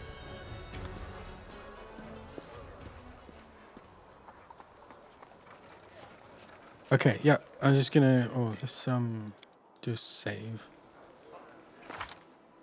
And then I'm going to go grab a drink.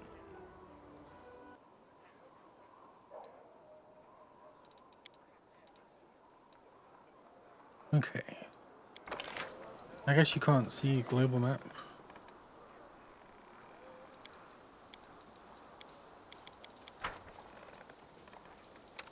Skills are absolute.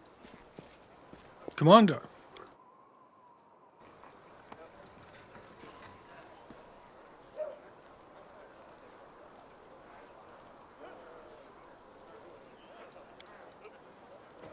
Why are they exhausted?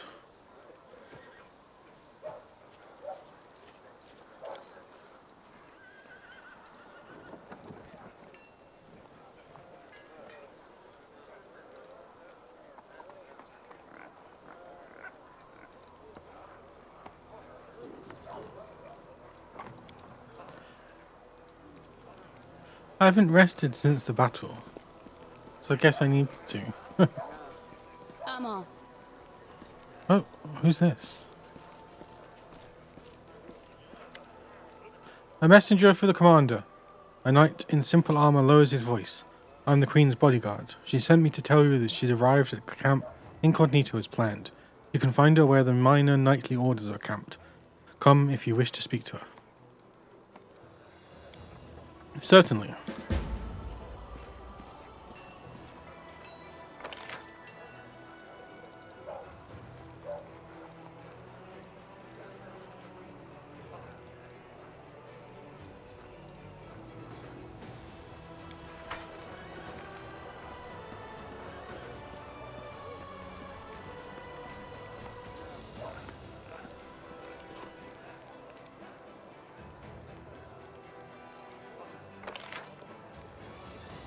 What?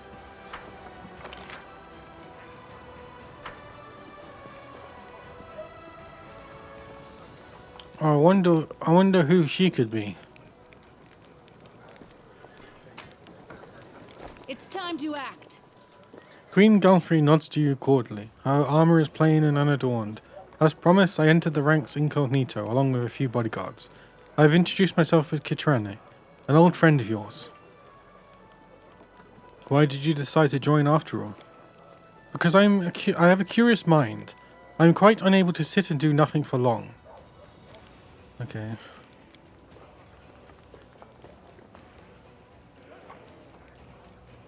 I wanted to know you better. Enough, Commander.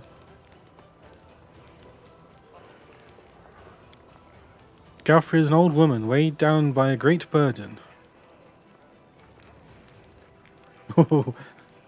I look forward to working closely with you, and who knows, maybe feathers won't be the only things flying. First you tried to kiss my hand, and now you lower yourself to clumsy innuendo. I'm beginning to understand what kind of person my knight commander truly is.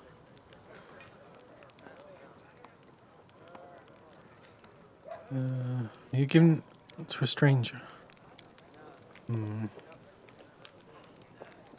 How does it feel to live in so long?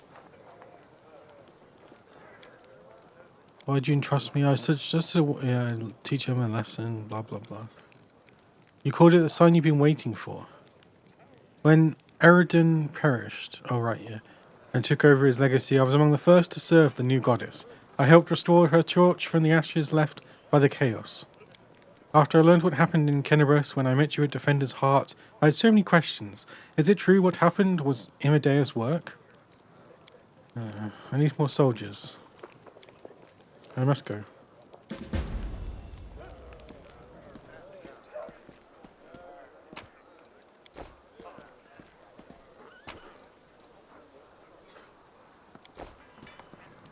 I'd do what I must. We should move.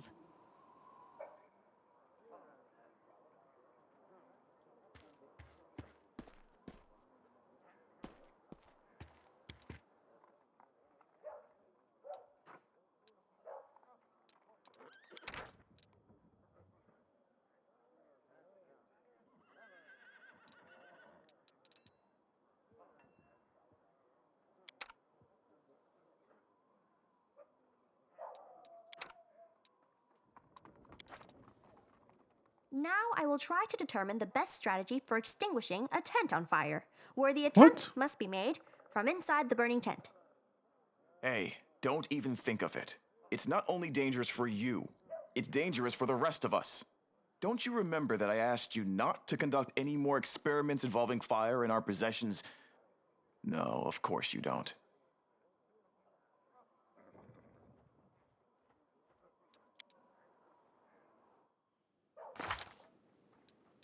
Oh, that's better.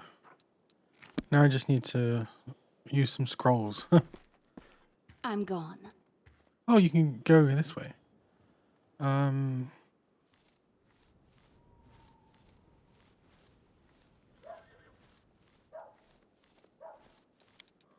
going to take him for a bit just to see what having a cleric's like.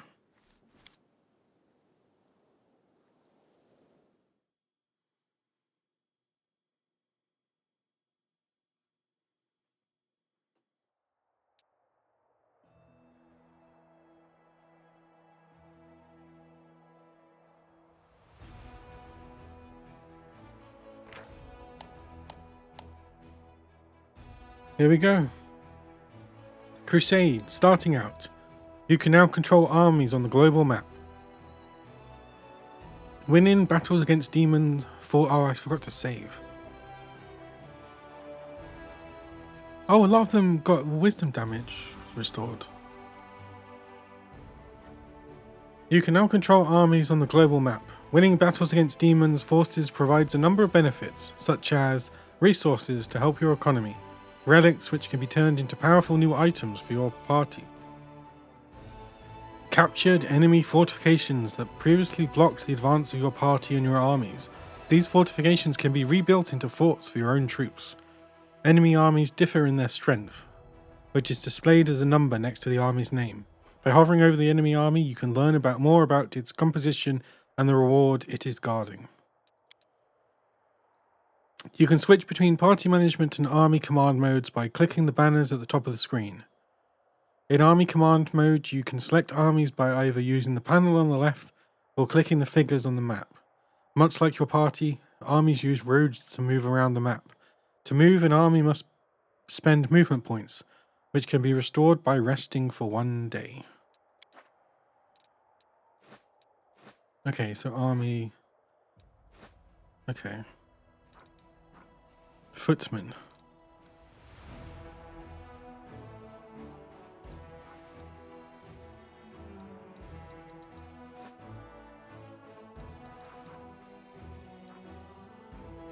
Oh, I'm glad I took him, because, yeah.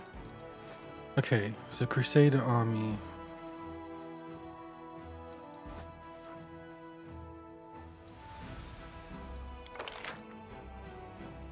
Stormwell, Petrified Library. Okay, so I gotta go all the way up here.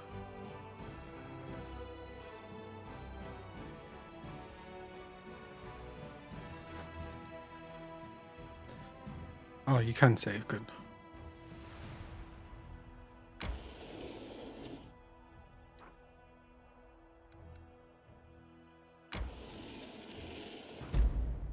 The enemies are retreating. Pursue them and fight. Oh.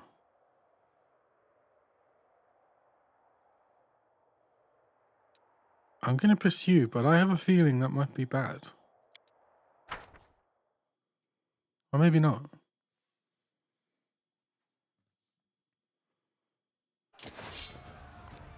Oh, God. Oh, did I do that or did it just... Turn order in combat. Your army has engaged in battle. The enemy army is displayed. During its turn, a unit can perform one of the following actions. Move you.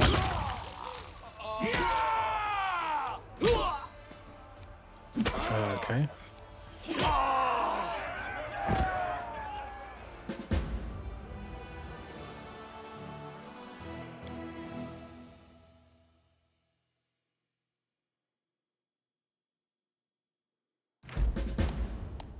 Crusader morale. The morale stat reflects the general mood of the Crusaders. Positive morale increases resource income and the number of troops available for recruitment. The banner of victory stays green. Okay, each victory over demon army on the road adds 10 days to the timer. Okay. Each victory over a demon army adds 4 days to the banner. Okay.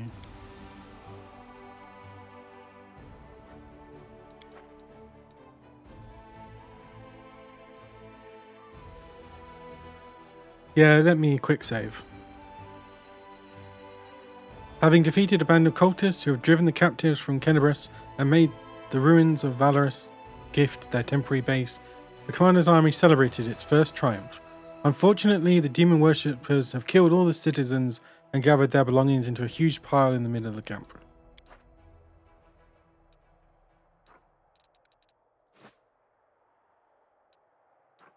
Okay.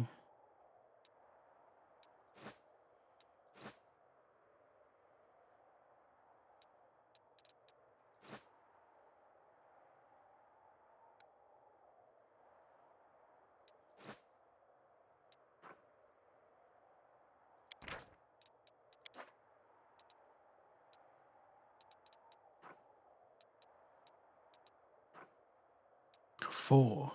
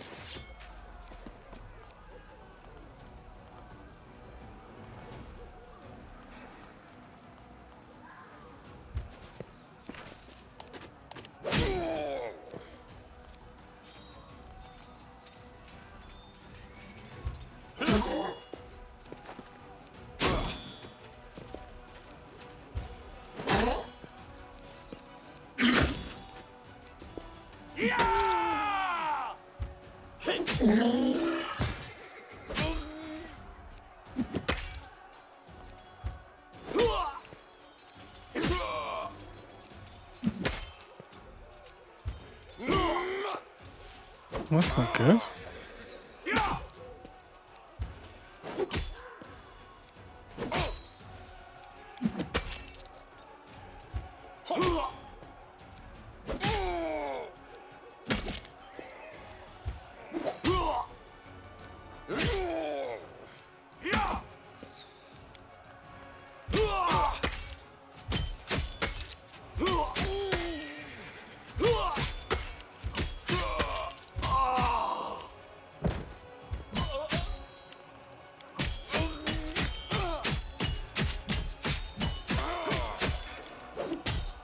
god.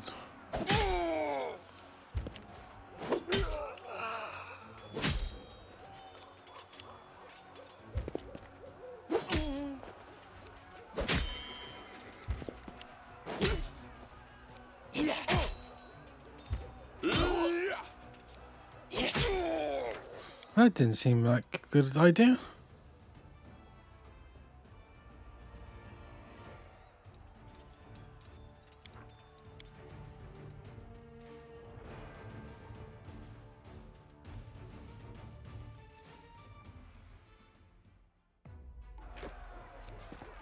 How good is the AI?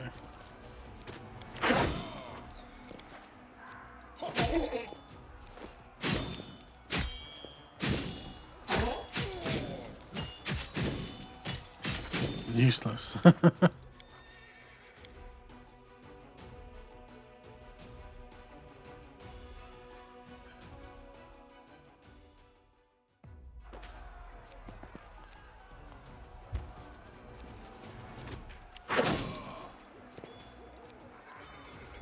Oh,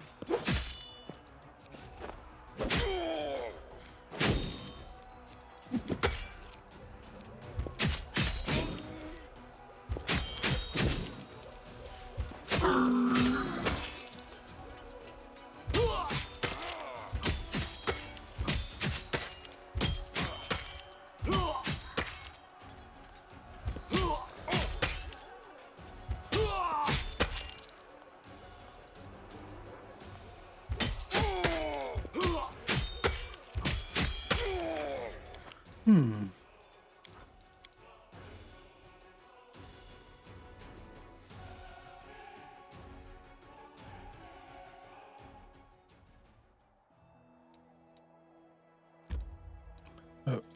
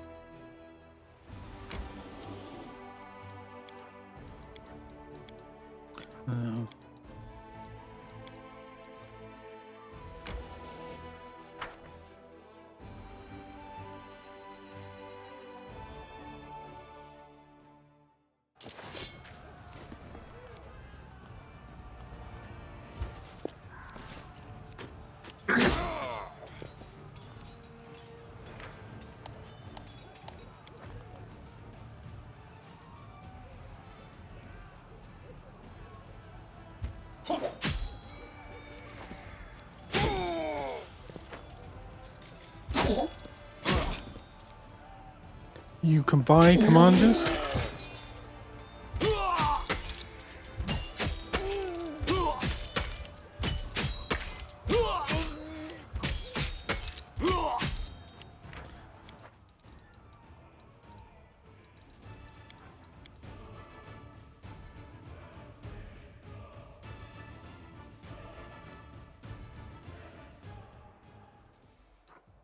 Oh, is that what the mercenaries are?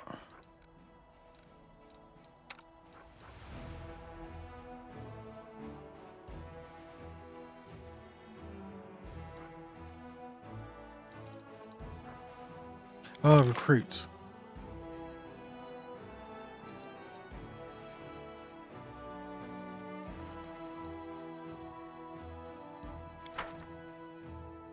Have I got to bring him back?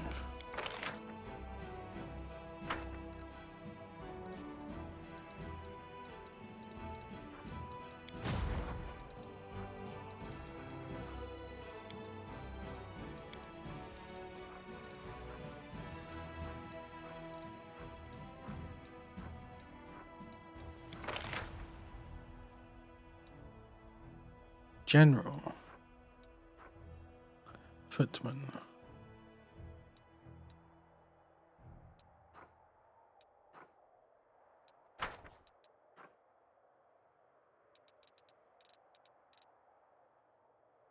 Is that something I can do now? Or...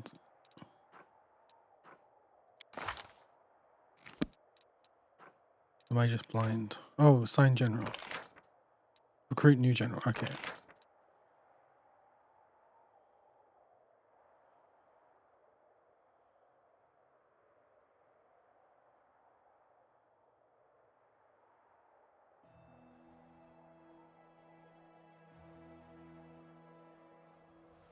It's all gobbledygook.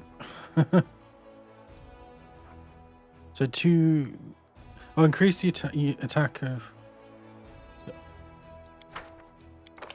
Ah.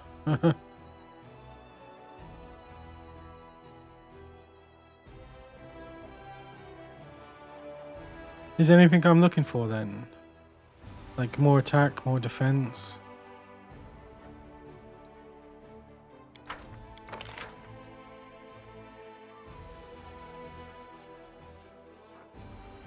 Army size increase.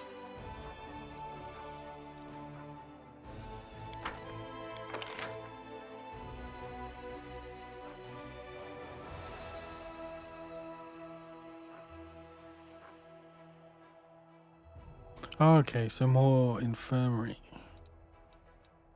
Spellcraft. Offensive training. Heroism.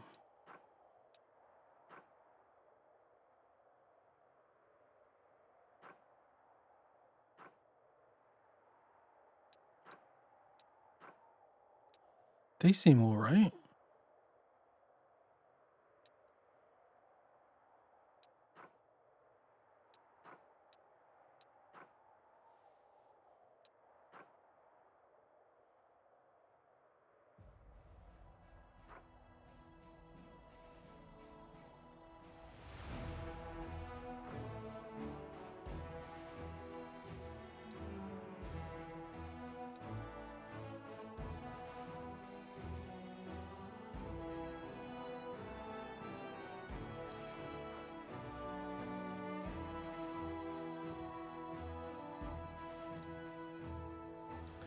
Well, let's see.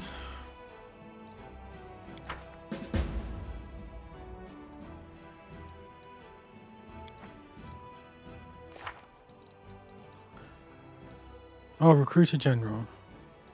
According to the chronicles, one of the Crusaders' relic was lost in the lands that the commander's army is about to pass through. The power of this artifact would be useful on the march to Dresden. Perhaps it would be wise to spend some time carefully exploring the right bank of West Selen. The right bank.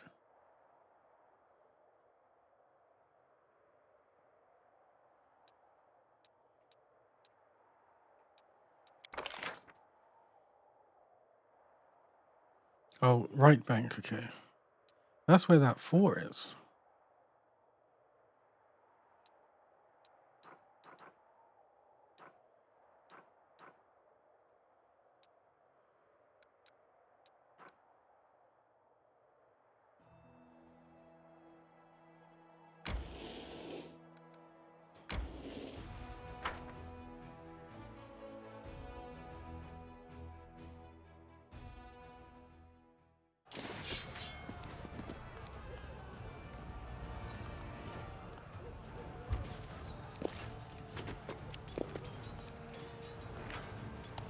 General's actions. Once per turn before the action of an allied unit, a general can use an ability or a spell.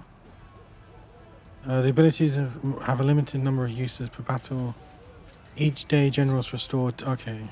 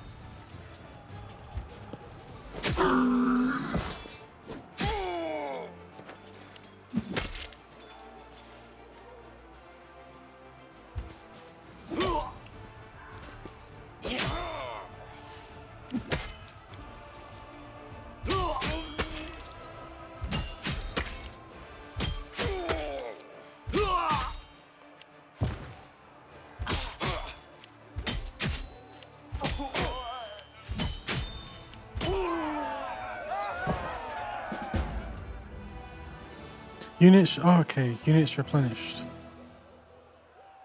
So 73.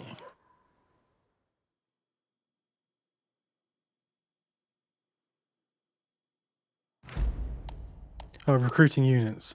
This new victory has brought you more finance points, which can be used to strengthen your army. To recruit new units, click the recruit button on the panel on the left at the bottom of the screen. Crusaders stumbled upon a group of ragged and exhausted scouts. They had set out on a patrol mission deep into the World Wound, but then when Kenabres was attacked, they found themselves cut off and surrounded by demons.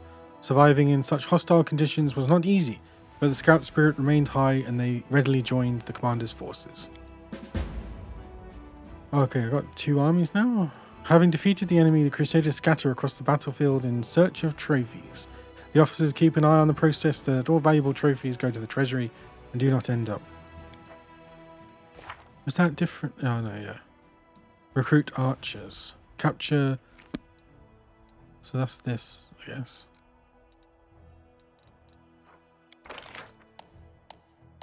If 2 of your armies stand next to each other on the global map, you can transfer units between them. Where is army number 2?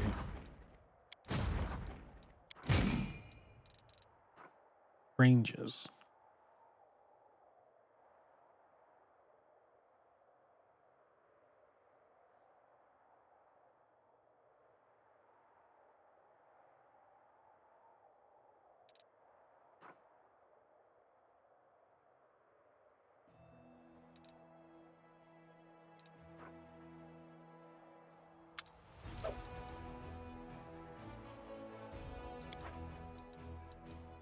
Considering there's only 7. Footmen, archers. Is this another one where 44? No. Oh, but they've got a...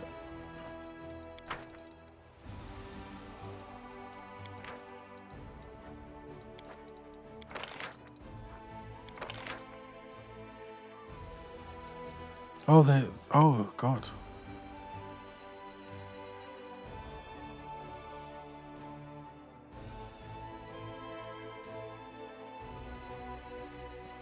I might as well.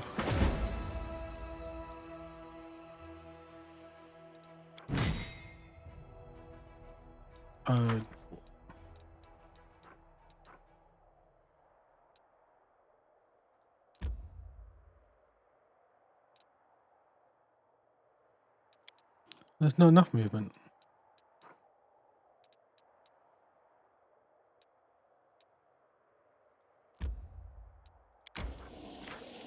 Positions. Character assigned.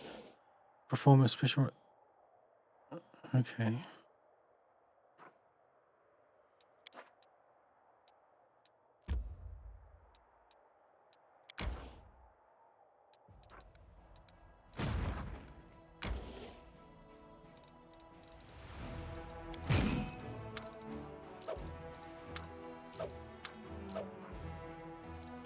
Oh, it's more like that, isn't it?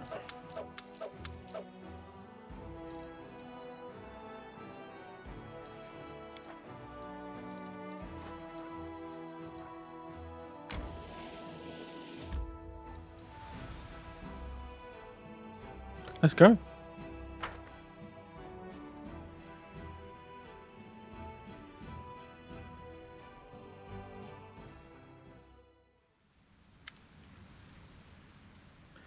An elderly man limps towards a grave and clumsily throws a handful of soil inside.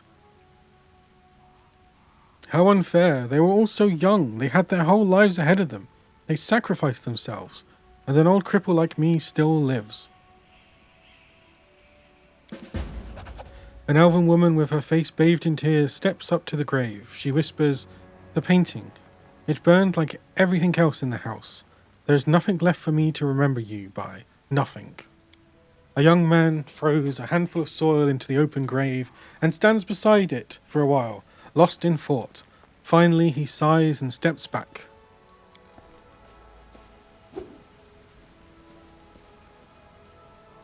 Soizil throws a handful of soil into the grave in front of him. He takes a breath and prepares to speak, but it seems like he simply cannot find the right words. The cleric wipes his tear-filled eyes, gathers his resolve, and says in a gentle voice, "I wish you a warm welcome in Shelland's realm. We will win this war, I swear to you. We'll banish this ugliness and evil, make the world richer, and let peace blossom in it. We'll make sure anything like this... He breaks into sob mid-sentence and falls silent without finishing his declaration. Thank you for everything you've done for us. Who is this? They were very good people. I cannot believe they are gone. What is that? An elven woman shrieks in horror, disrupting the atmosphere of silent mourning. Her trembling hand points at something moving inside a grave. Suddenly, a corpse climbs out of the ground, wafting a horrible stench from its rotten body. It's a zombie! Run! Oh, they're all going to be diseased, aren't they?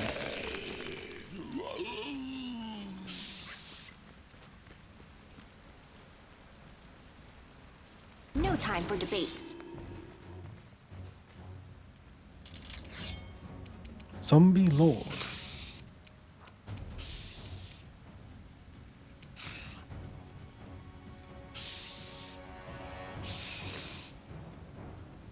Exception slashing.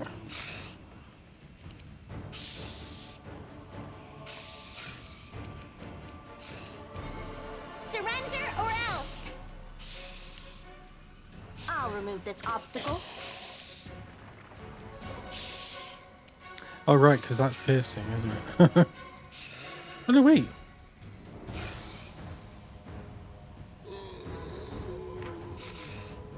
Damage reduction 5 per slashing.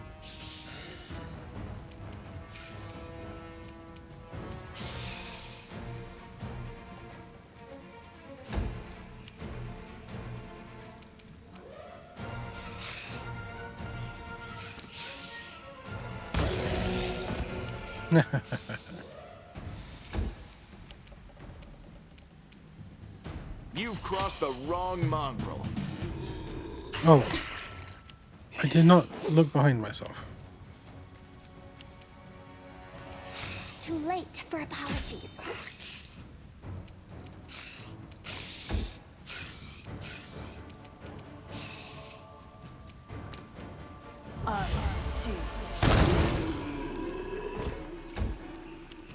Don't hold back!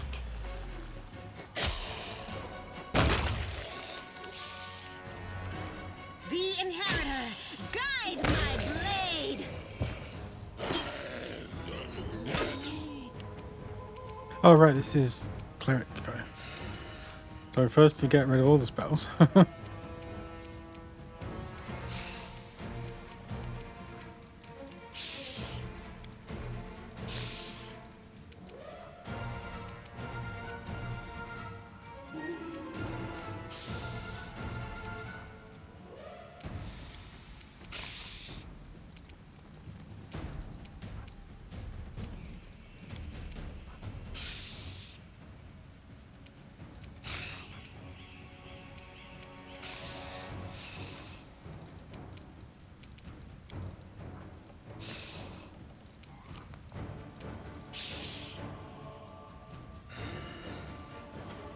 Thanks for hanging out, and enjoy your unfortunate Saturday work.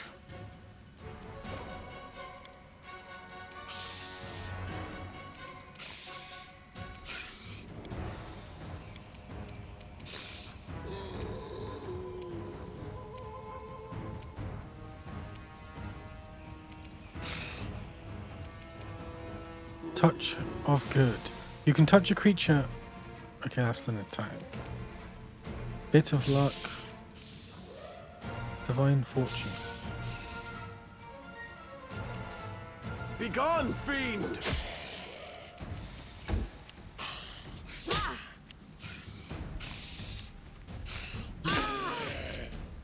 You won't survive me.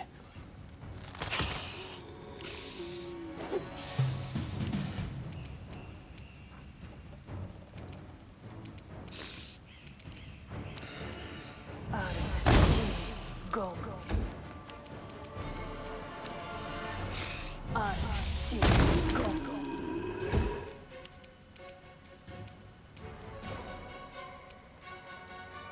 Strike.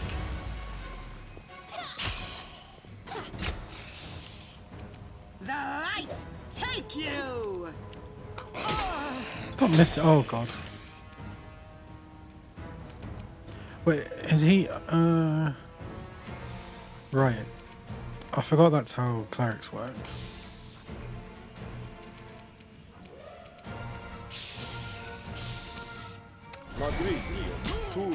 Oh, stupid. Fall! This'll leave a bruise. Endure this! What the hell? Oh.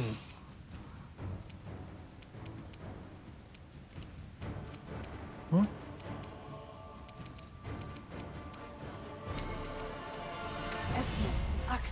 Yes. Oh, why does that happen? I don't understand.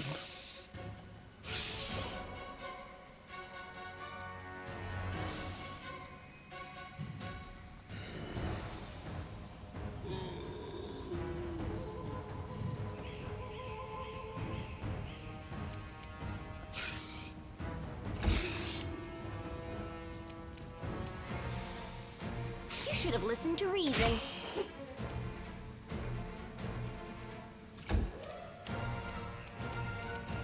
You should have run.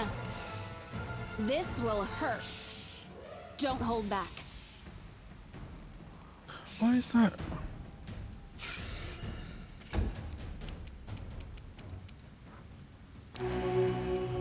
Into the fray.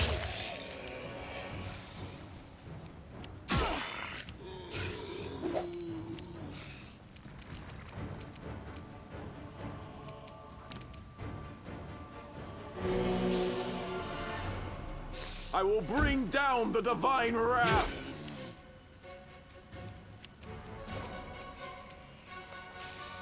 Make every strike count!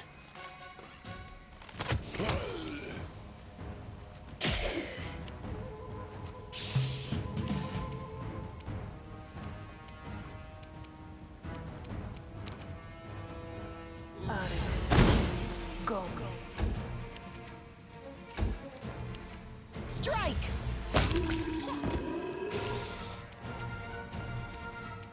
No glory without risk!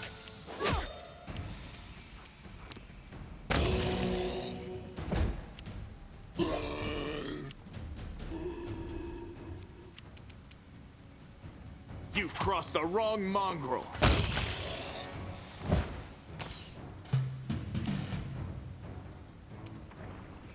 I'll hit you! Mind over muscle. You should have run.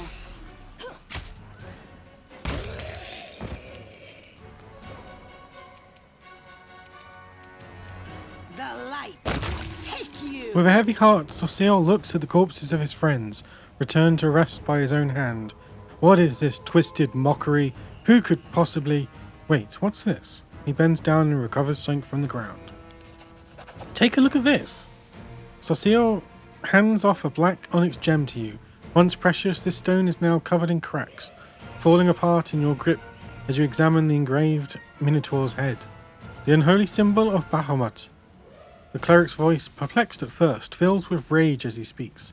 Cultists. Simply murdering my friends was not enough for them. No, they had to come to the funeral and desecrate their graves. I'm sorry you had to go through this. Thank you. I'd already said goodbye to them. Seeing them again in that form, Shellan as my witness, it was not easy. Wait, the townspeople fled the undead without knowing they have a traitor among them. Wherever they are, they're in great danger. We must find them.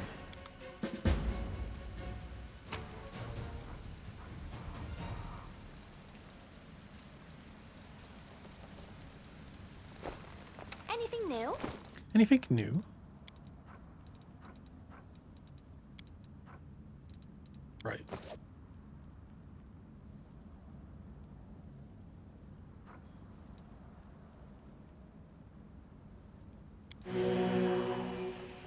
Let me help.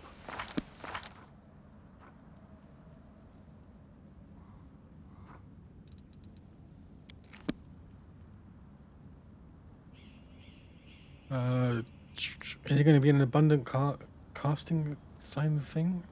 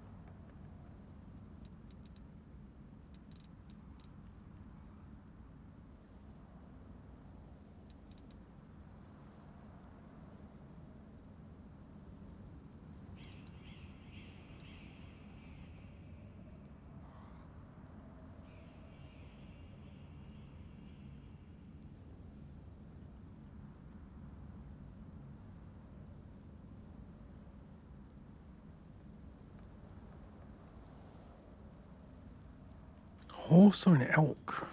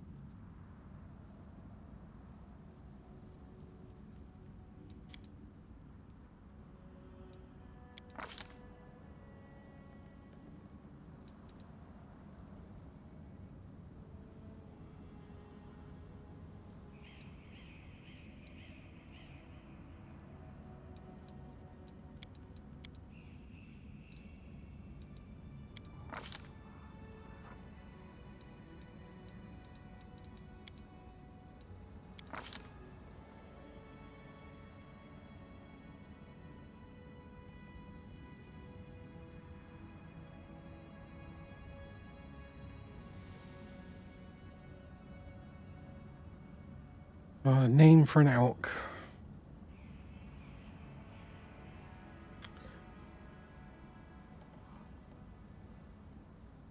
Is it too soon?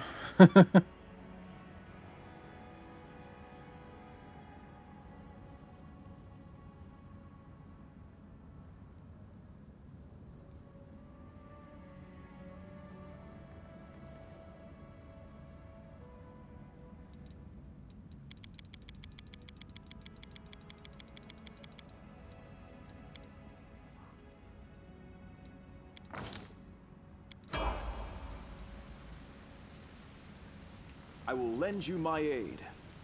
So, technically... Now, what am I missing? Oh, wait, have I messed up? Do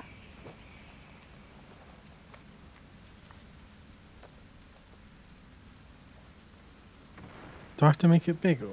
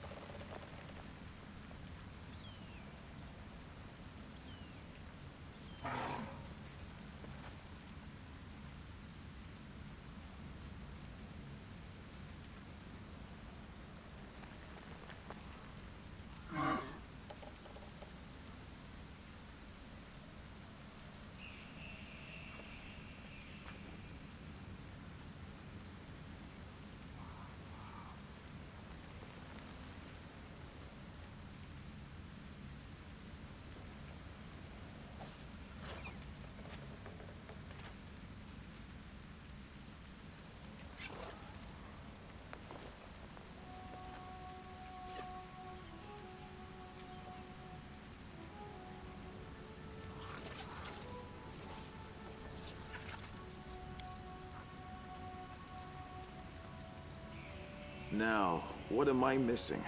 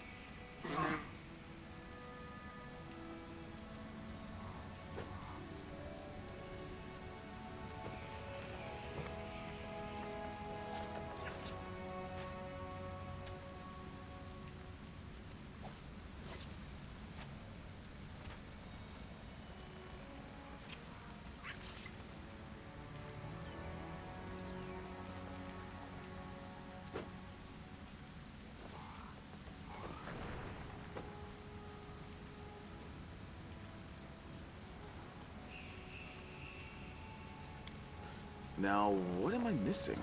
I guess it needs to get bigger. You're a good person. You require my unbiased I opinion? like you. We'll make things right.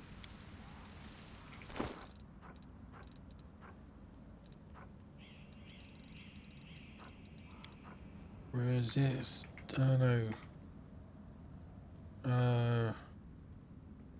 Ability.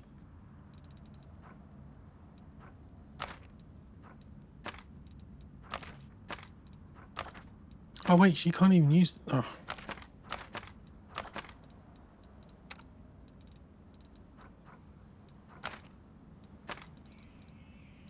So I need just 2. Search for the beauty with your heart, not your eyes. Esmo, Oxy, Yas. Esmo, Oxy, Yas. My will is resolute.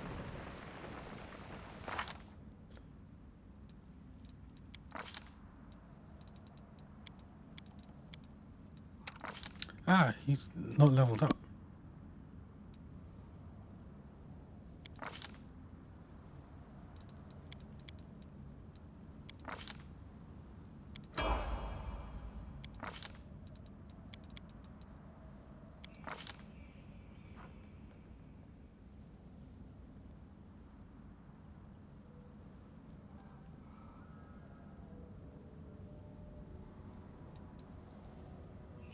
Bonus, yeah.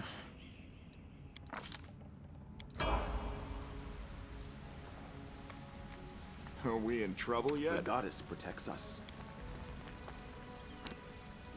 Now, what am I missing? The world has suffered enough.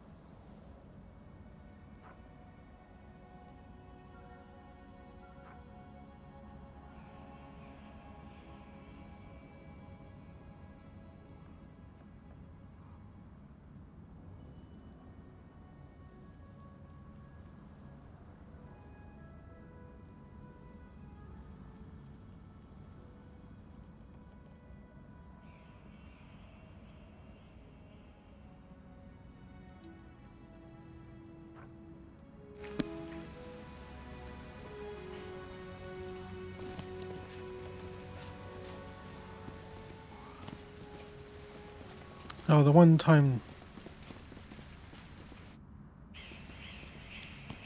A trivial task. The half-rotten corpse of a woman shambles out of the crypt. She leers at you with her empty eye sockets and croaks out a few words. Thank the gods, and thank you too. I knew this was going to happen someday. They buried me alive. I hate to break it to you, but you're actually dead. How dare you? What utter foolishness. Do I look like a corpse to you? No, no, no, no. You forgot yourself. You forget yourself. You should be ashamed to say such a thing to her. The dead Baroness wags her finger at you in a chastising manner, but cuts herself short, staring at her own hand in horror. What? How? This simply cannot be. I shan't permit it. I'm afraid it's true. I'm truly sorry. The graveyard was desecrated by a necromancer. It seems that he disturbed your rest as well. The dead woman covers her face with what remains of her decaying hands. So I died, but even in death the accused servants of the abyss torment me. Can nothing be done? Perhaps you can lay me to rest? I quite enjoyed my life in this world, but now there is no place for me here, not in this miserable form. How did you awaken? Do you remember anything? Allow me a moment to think. Seems like it, yes. Indeed, I awoke because I heard a voice. They were reciting poetry, or a prayer perhaps. I suppose those were spells then. It must have been your thrice-damned necromancer. Would you like to pass along any words of comfort to your friends or family while you were here? That good-for-nothing band of hangers-on? Most certainly not. Thank you very much. I am reasonably confident that they have already brought my state to ruin and squandered the fortune I bequeathed to them. They will have to do without my missives.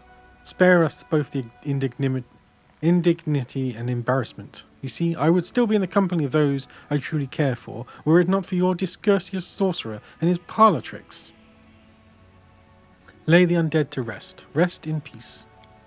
Thank you. Do feel free to take my burial jewellery. These pieces are dreadfully out of fashion where I'm going anyway. Oh god, she took off like a rocket.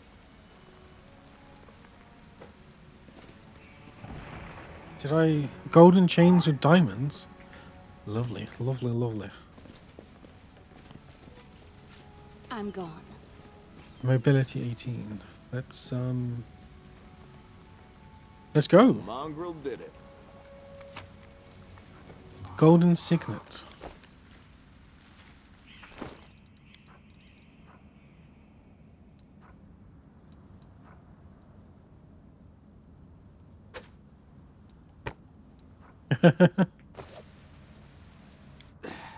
Forget it. Thanks, Lan. You're so awesome, Lan.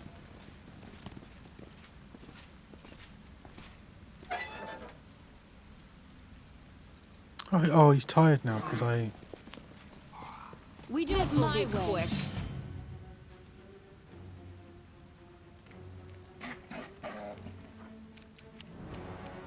Okay, what does he have then? Let's get rid of this, get rid of this. Abilities. So he can charge. He can go defensive.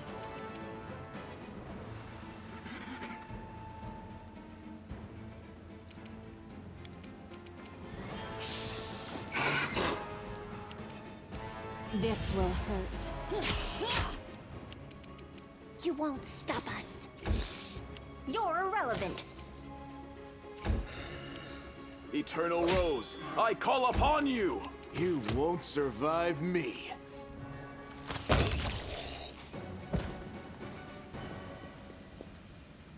What the hell?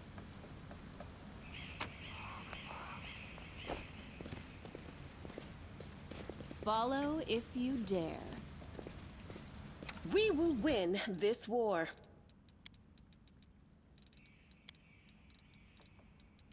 I am never wrong.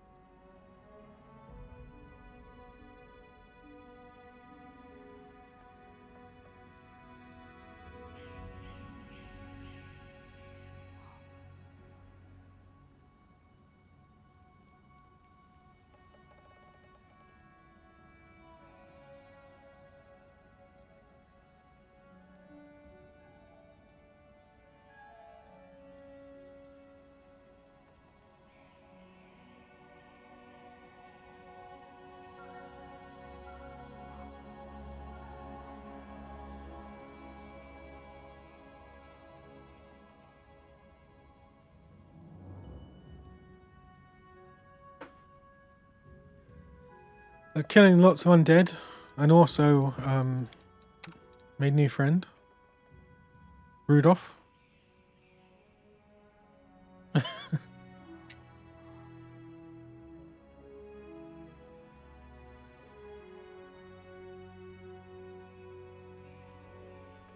It's an animal companion.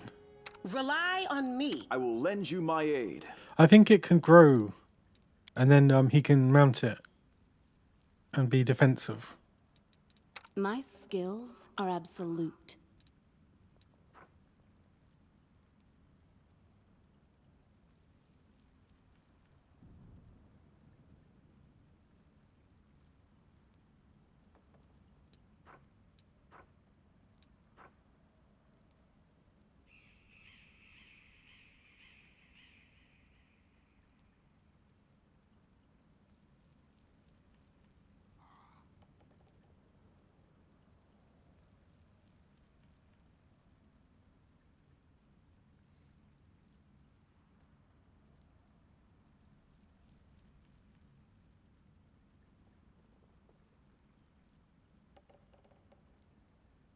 I'm just trying to understand this arcane weapon stuff.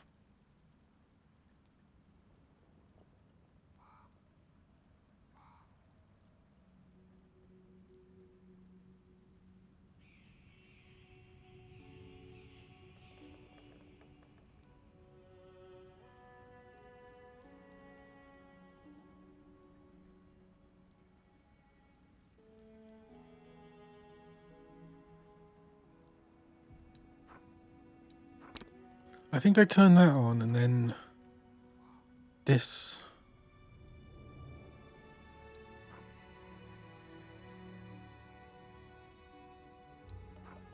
Why have I only got 3 of them though? Oh yeah, this bonus is, yeah, okay. I'm off.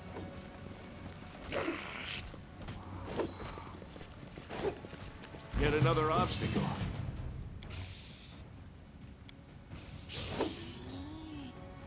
I'm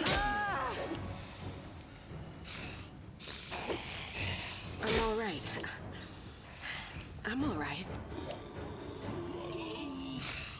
Are you alright? Oh my god. Where are they all coming from?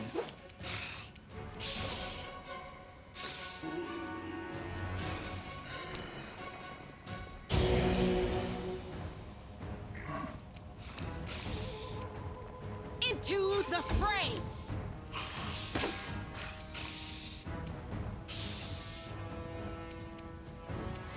Endure this!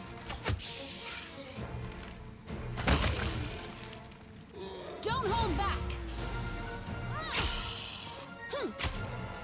Oh, I forgot to press the button.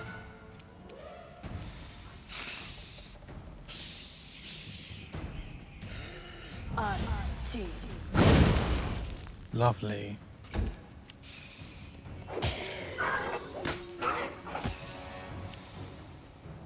He hoofs them. Oh,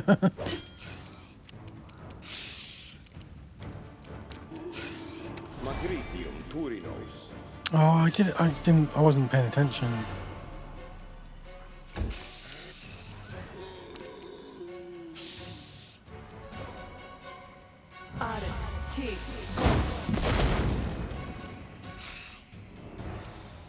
Oh, she's so dead. Done with you.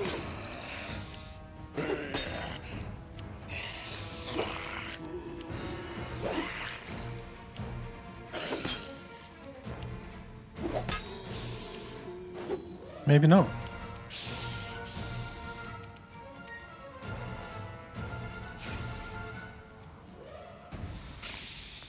The Inheritor, guide my blade. Make every strike count.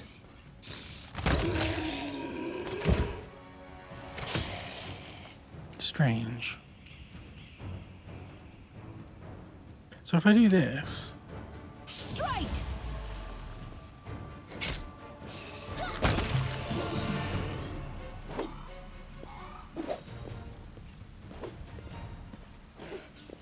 What the hell are they doing?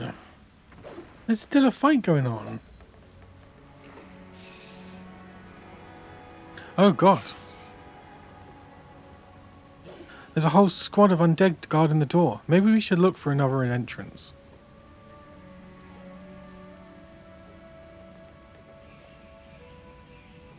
We won't fall here. I swear it. God, they just forget about this guy. No glory. She's gonna die now. Oh no, thank god. No reason to pause.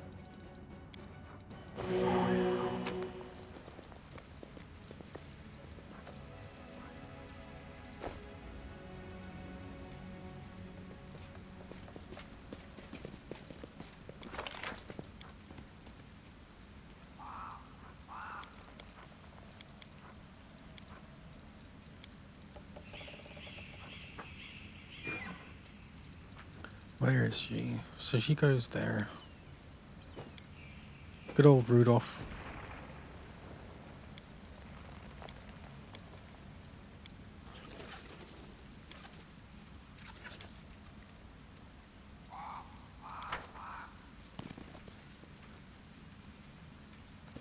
Oh right, I wanted to check.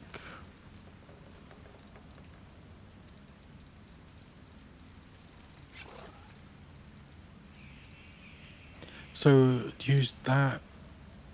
Do a hit. Ideal piercing.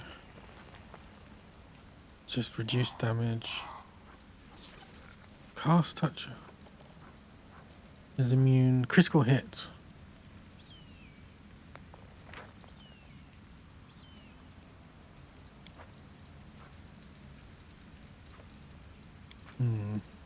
I don't think it used it. Thanks, Lan. You're so awesome, Lan. I do what I must.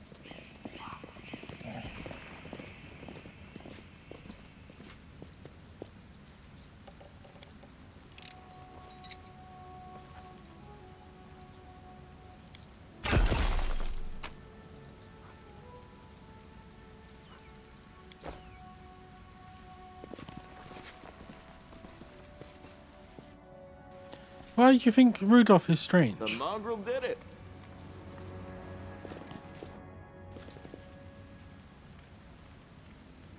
What the hell?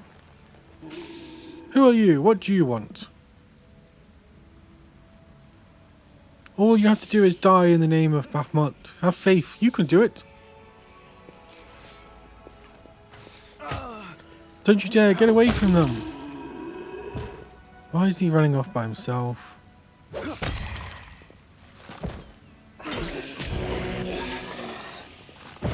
Well, he did a good job at least.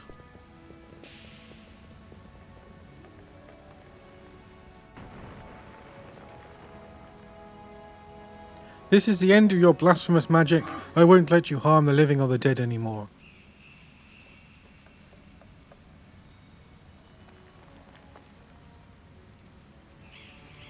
Do you think I need your permission? Hey, you bonebags, stand up and kill.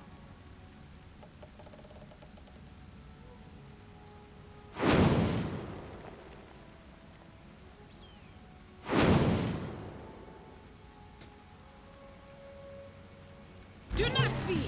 Do not waver.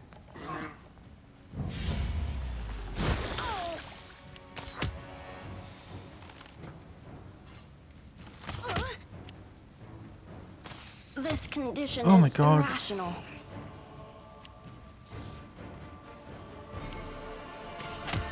Stop aiming for her. Into the fray.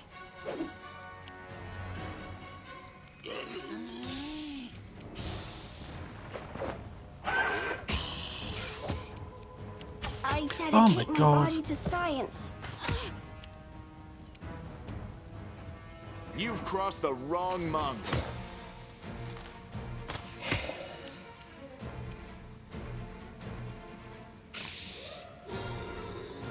You should have run.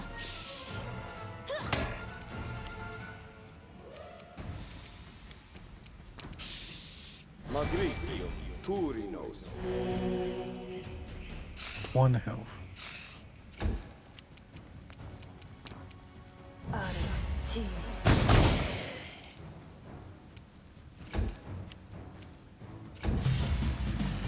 I dedicate my body to God science. damn it.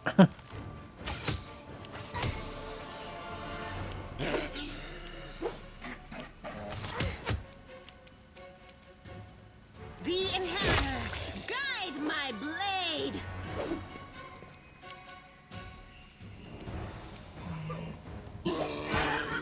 I am your end. Fighting everyone.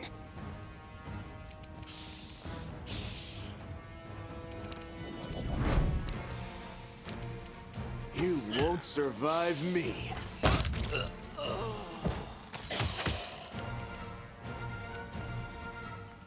This will hurt.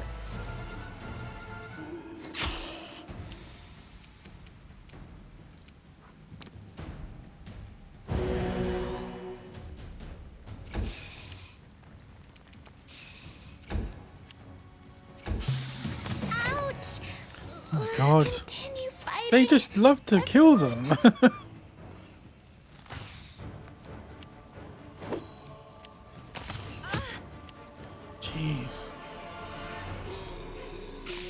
The light take you!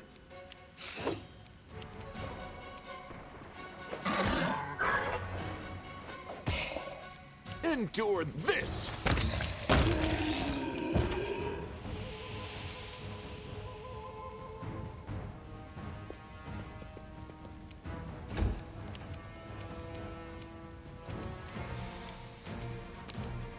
Magritium Turinos.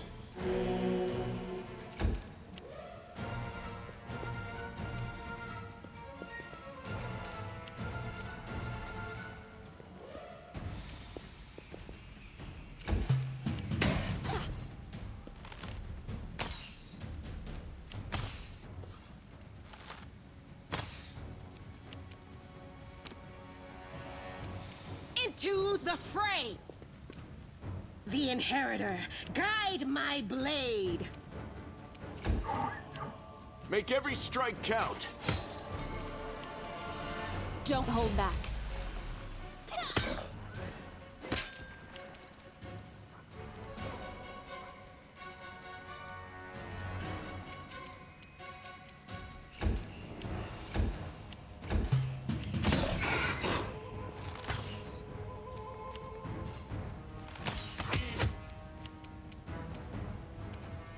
The light take you!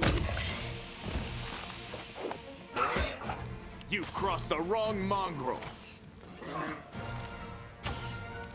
Strike!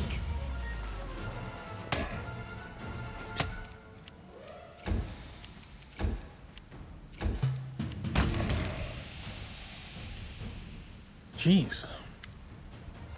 I surrender! Stop! I give up! Don't hit me! The young man in black robes froze his hands up in a dramatic gesture. You damned rat! How dare you! Suddenly Sossel, I just keep saying sausage in my head, becomes a totally different person. The artist's delicate hands clench into fists, while his voice goes out as a menacing roar. He leaps at the necromancer and breaks his nose with a single blow.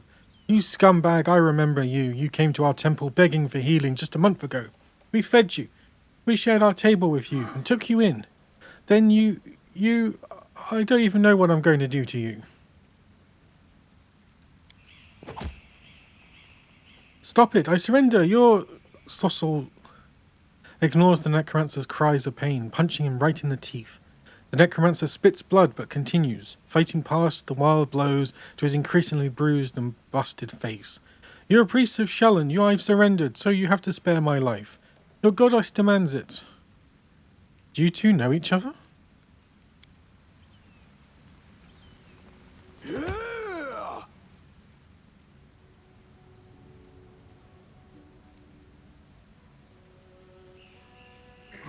We do. That's Narti, a tailor's apprentice from Kenabris. We healed him after he was mauled by a dog, then he became a frequent visitor to our temple. He listened intently to our sermons, studied the goddess's teachings, and praised our art. Sossiel grits his teeth. Were you lying to our faces this whole time? When we took you in, when we sat you at our table, when we broke bread with you, were you planning to stab us in the back even then?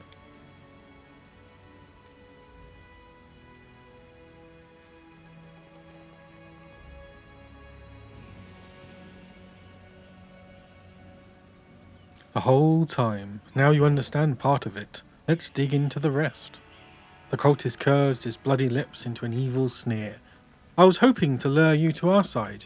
It wouldn't have been hard. We are everywhere, even inside you. I think you know it too. You are not like all those pious devotees. You pretended to be, and maybe you fooled yourself, but we both see who you really are. You have that same demonic rage inside you. It's a pity I never had time to kindle it into a devouring flame, but sometimes you have to resort to a backup plan. Having you die at the hands of your dead friends was such a good idea. It's a pity it didn't work. Shut up. Sossels swings his fist but stops it mid-air. His clenched fist trembles as he stares at the cultist with an expression of pure hatred. You want to kill me right now, don't you? But you can't. You're a good boy, Sossel. So loyal to your goddess. You'll have to let me go or commit a sin, so I win either way. Witness the genius of our Lord Baphmot. Is he telling the truth? Yes, the Eternal Rose is known for her grace. She teaches us to show mercy to anyone who asks for it. It's one thing to slay an enemy in battle, but a captive you must try to save their soul, to show them the beauty of the world, persuade them to abandon the path of evil. It's difficult, but our world is better for it. I'm just repeating your own sermons back to you. Come on, Sossel, try to make me repent my sins. Perhaps your words will make me abandon Batmut's teachings, run to Shelyn for redemption, and start knitting some masterpiece of my own.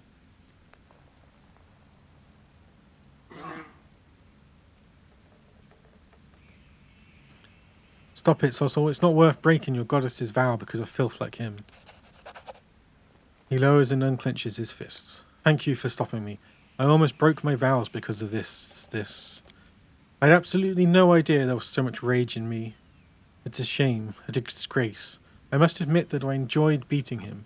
Forgive me for letting you see me like this. It should never have happened. Sossel wipes the necromancer's blood off his knuckles and steps away from him. You are the commander and he is your captive. It's up to you to decide his fate. I surrender. Here, take everything I've got. Just don't kill me. What do you think I should do to him? I have no right to decide whether he should live or die. You are in charge of him.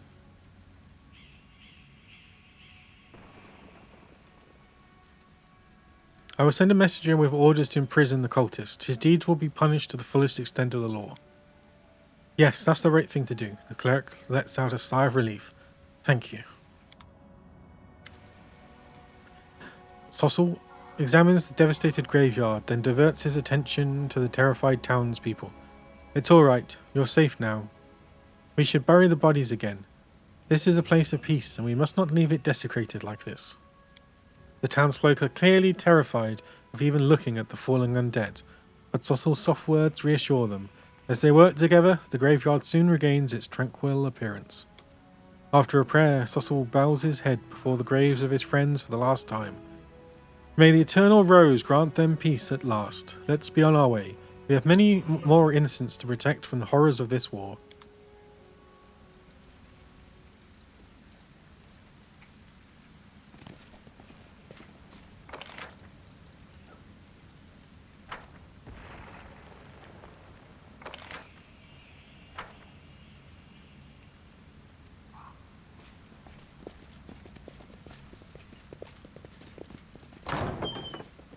I'm gone.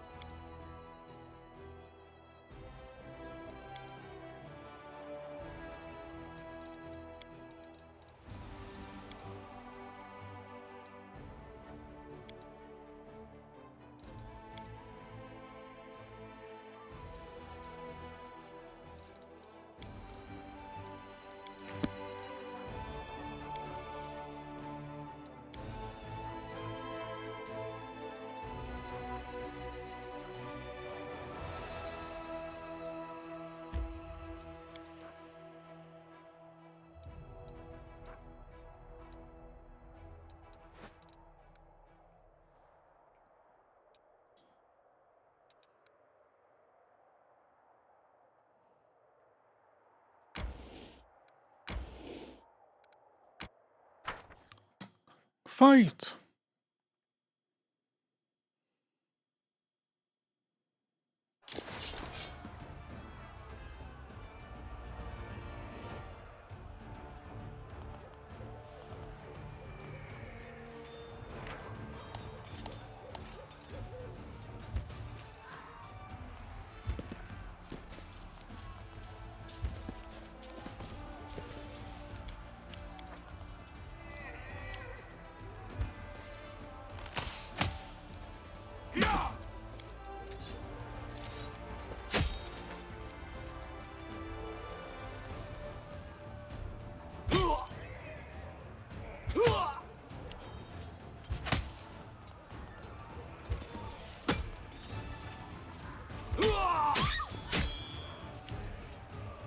Oh God.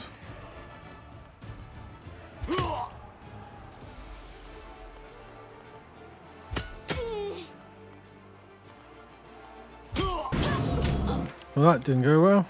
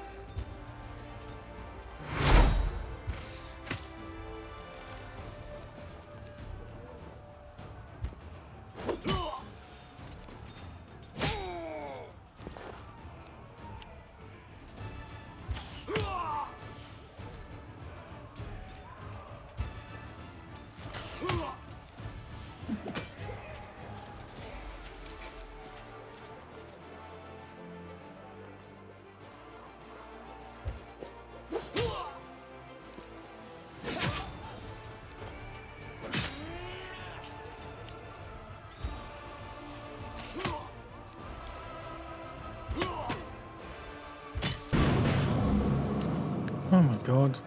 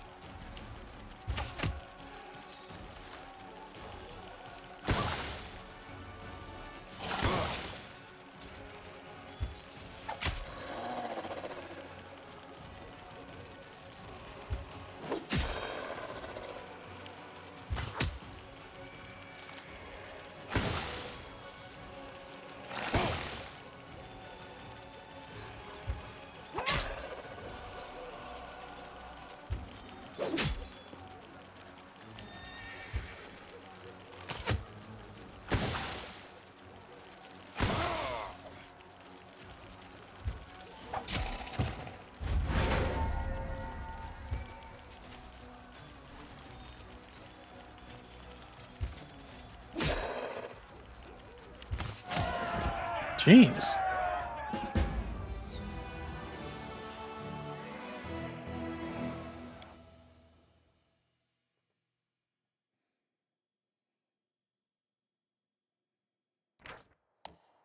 Generals, you defeated your first enemy army and received a number of...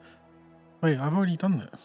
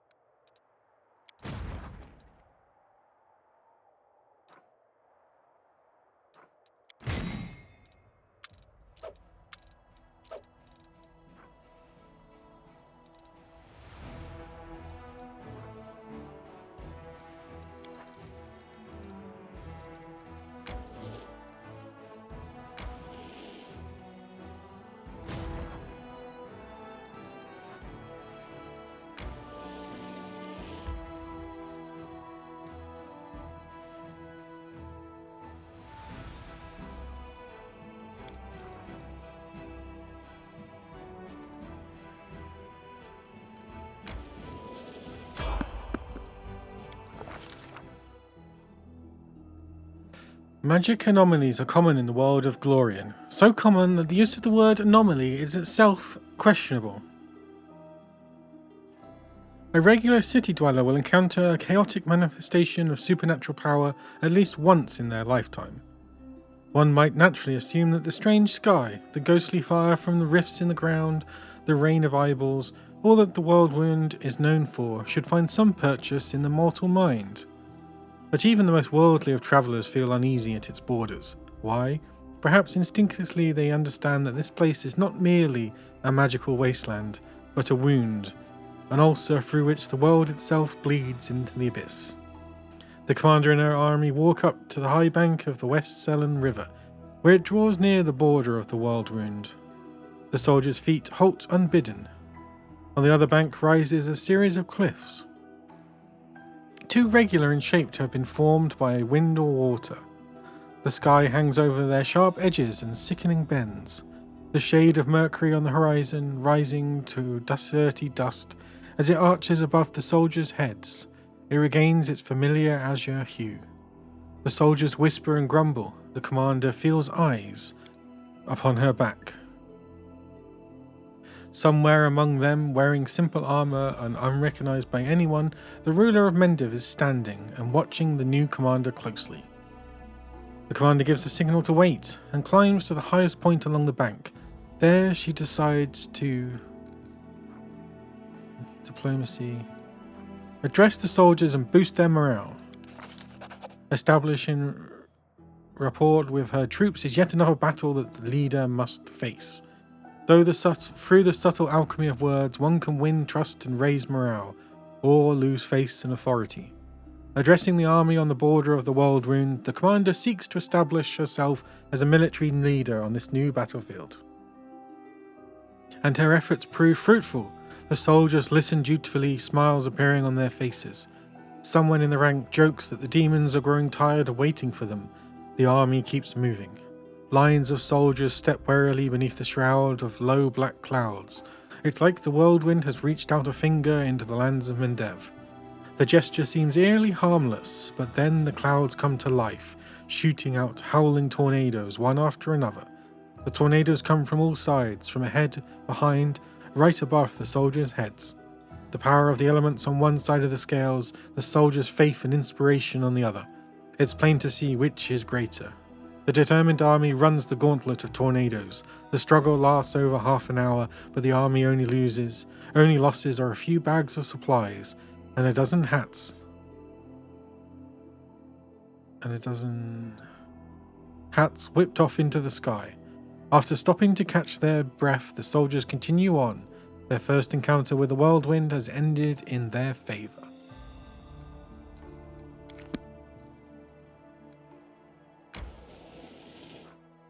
All your characters are fatigued. Do I read books? Yeah.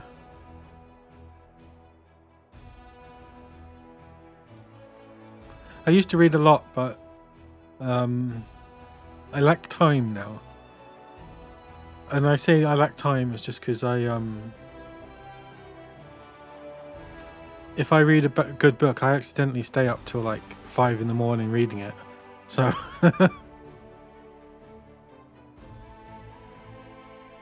that wasn't. It was so when you were 15, it wasn't by choice that you read a book.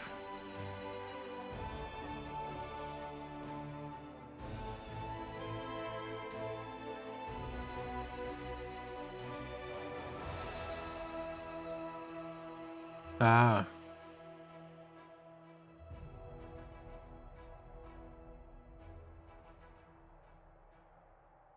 Animal Farm.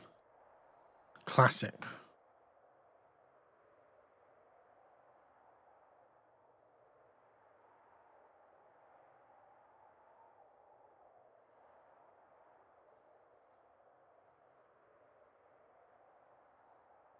Not the best, not the most enjoyable book to read, though.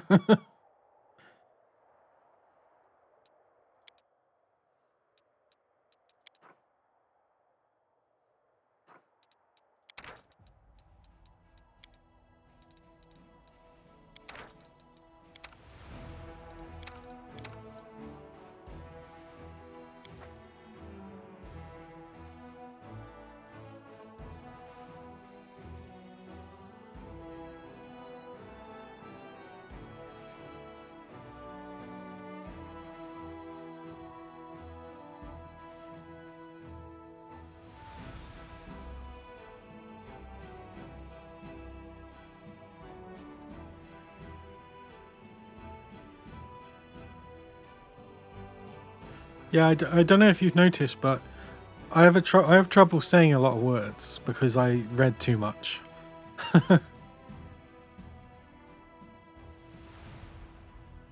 Because when you're reading, you're not actually saying them right. So there's a lot of words that I came across when I was probably too young, and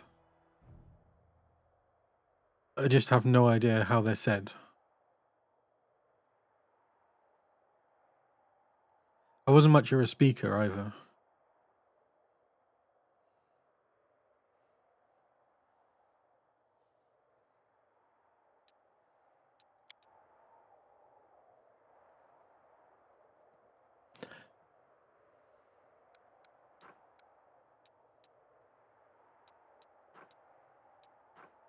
Increase speed.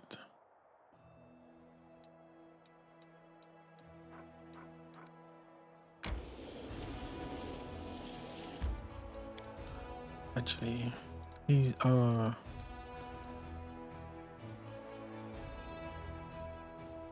I think I am a little bit, but that's more because sometimes, sometimes I look at a word and it's house, and I'm like, that's not how you spell house.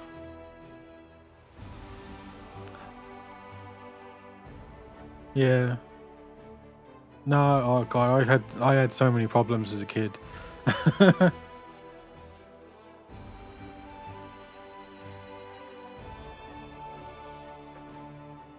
I had trouble hearing, so I was in the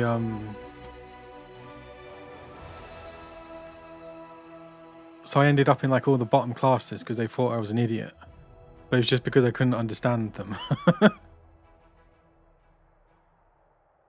And then a teacher was like, wait a second. He's actually quite clever reading that book there. Yeah, well, yeah. For some things.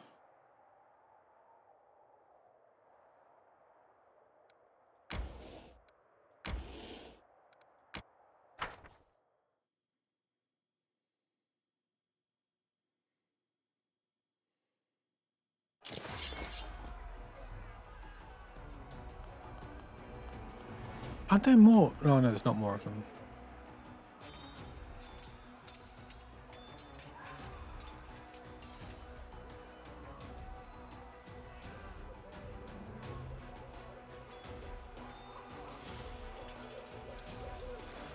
Yeah, I think I was lucky because I lived abroad then.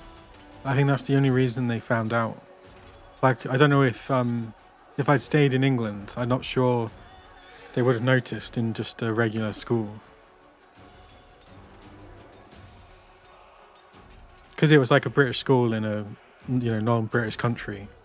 The classes were quite small.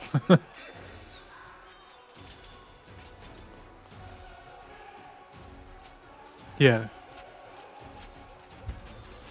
They had, in primary school they had Arabic teachers. But they didn't really know how to teach, I don't think. It was like, I think it's like a government thing. Like compared to how you learnt French at school and stuff.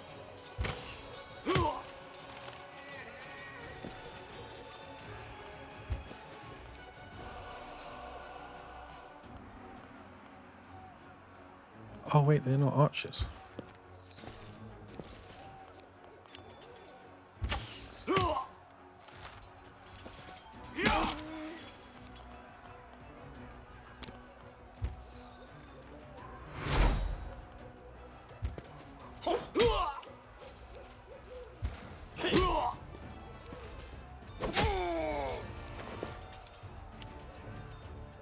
Oh, that's not great.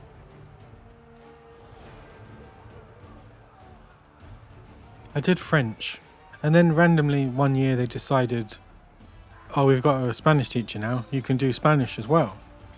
And then decided, oh, maybe we won't do that anymore.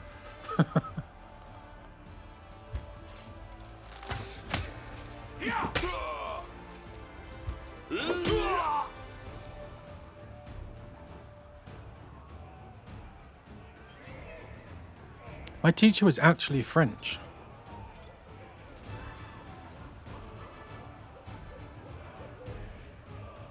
But that made her a bit, what's the right word? Like, she was nice, but she was very, very, very strict.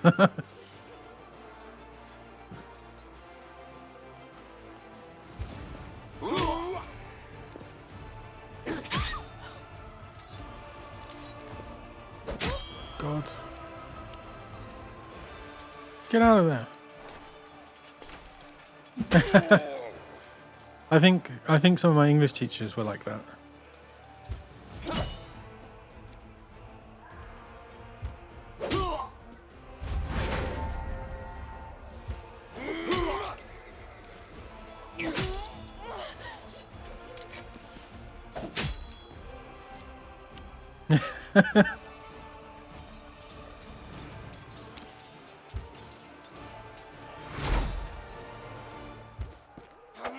I didn't mean to move that.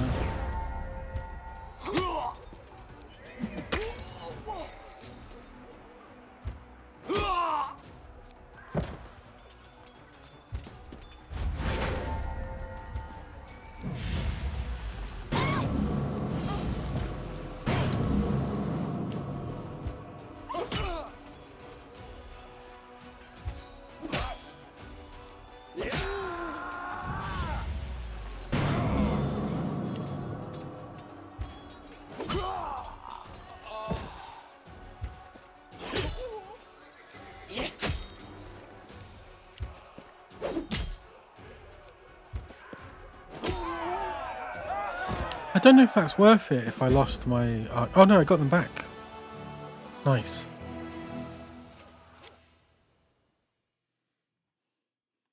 I don't quite enjoy this Crusader stuff. Whoa, too many things on screen. Camp relocation. Your military camp has moved to a different location as you progress through the story, completing another stage. Okay. A Crusader unit advancing north encountered a cultist band and eliminated it. The remains of the garrison, which had been captured by demons. Exhausted and wounded, the warriors adamantly refused to depart to the relative safety of Kenneros and instead asked to join the commander's forces. A squad is... Oh, send the storm. The outpost at Villa Ford, which straddles, has been taken.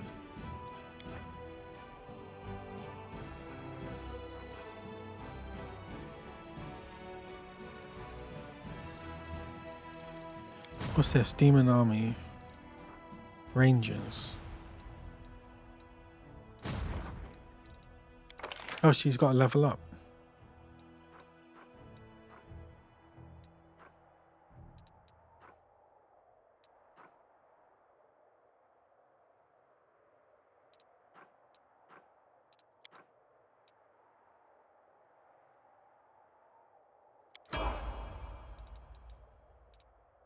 So the army size is only 3.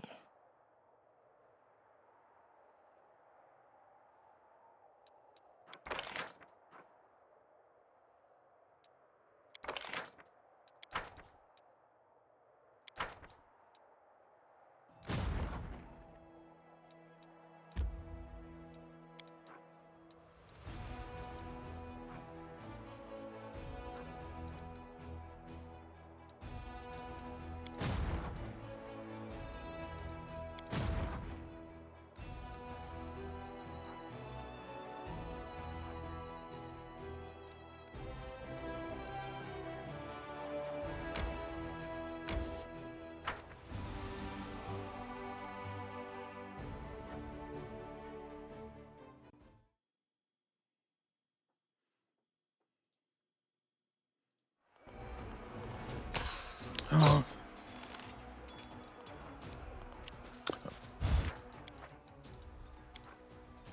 Apparently if you press the WASD it moves them.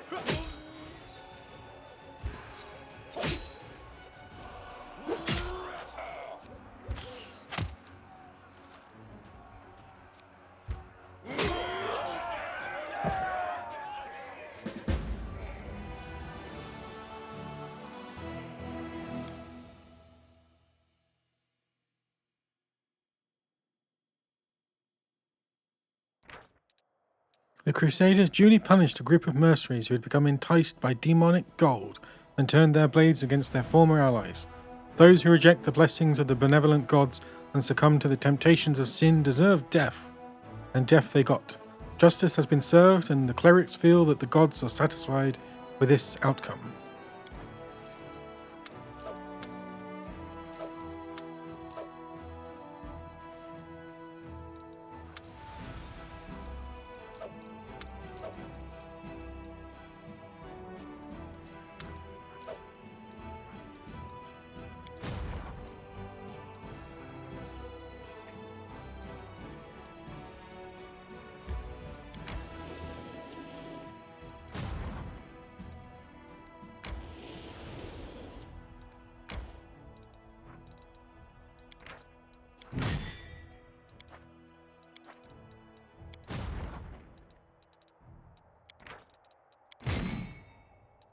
How do I...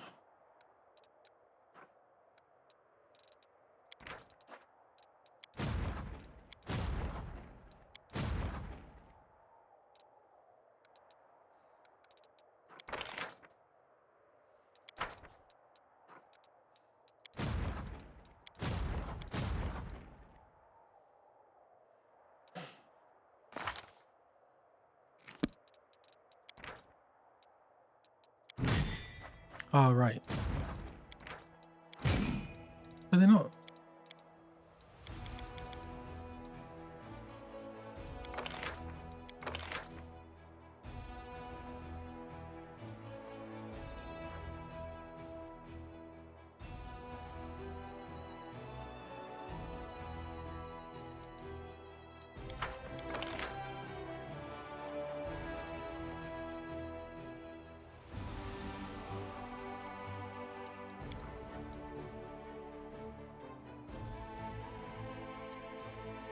I can't afford that.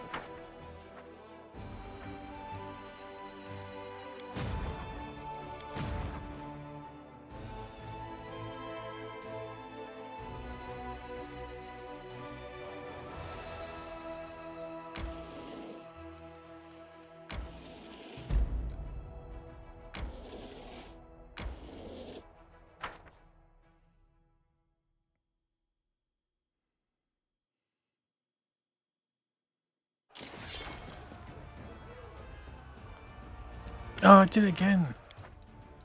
I keep pressing the keyboard.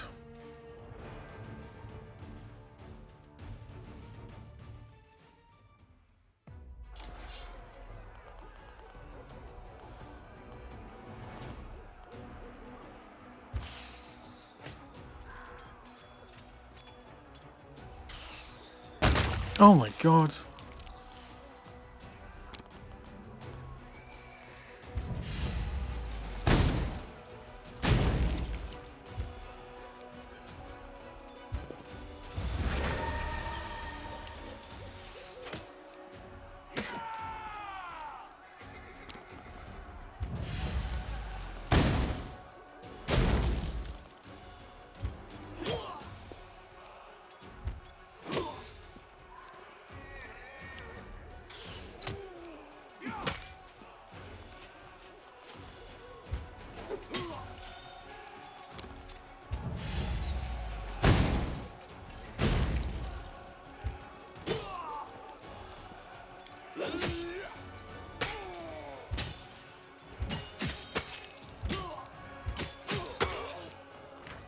It's not going well.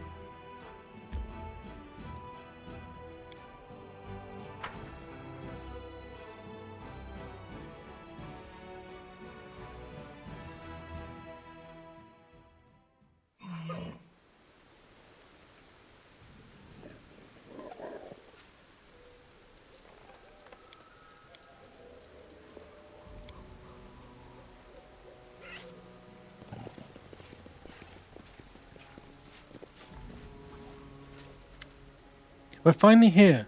Elan and Curl must be around here somewhere. And Yana too, if they gave her permission to leave. Ah, there they are.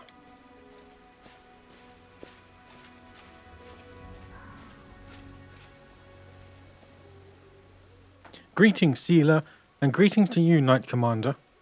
Sir Elan puts his hands behind his back and bows slightly.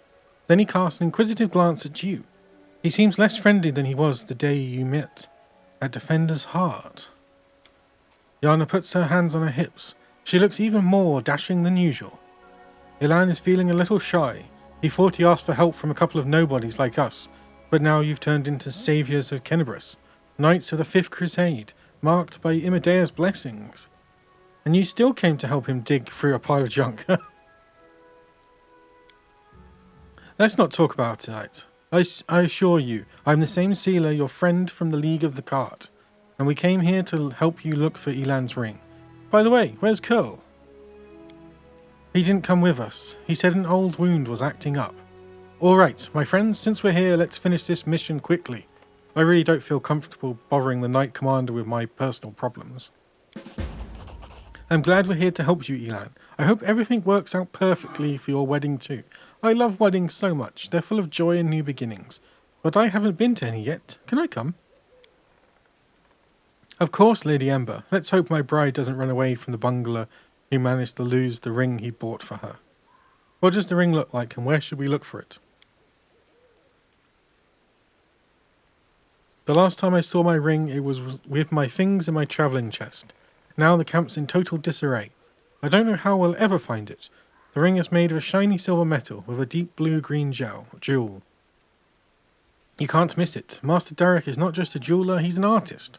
There's no mistaking one of his creations. A trinket worth several months' pay, Elan. The rolls on the surface are insane. You should give your girls fried rats like we do. You'd save yourself a lot of trouble. God, I'm not sure that would go down. Well, is there something wrong, Elan? Am I making you nervous? The young knight is obviously embarrassed. I apologize.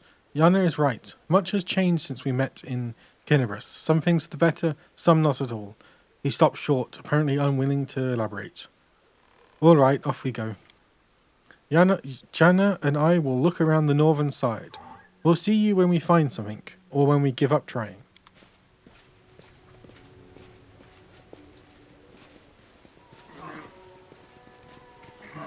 There's something here.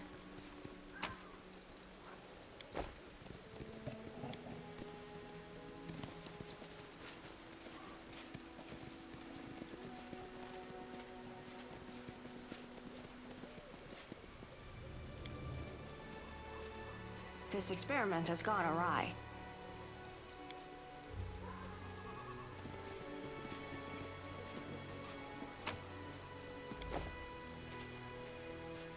Oh, heavy. Oh.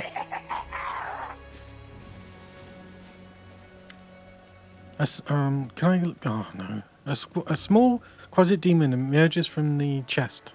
It looks at you angrily, screwing up its ugly little face. It holds a shiny object in its paws, a sparkling silver ring with a large blue-green jewel. It's mine, mine. Alan, look at that creepy thing. What's it holding? I've seen one of those before. These small demons like to tease and bully, but it'll bolt if it senses any real threat. Let's surround it, attack it altogether before it can figure out what's happening. Oh God.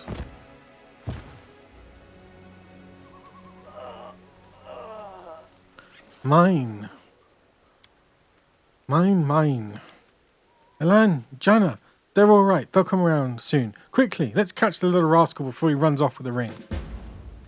You have to catch... He's probably trying to hide somewhere nearby. Oh my God. Why do I have 27 shields?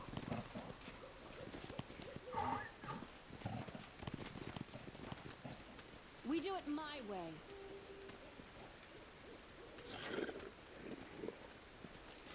Oh my God.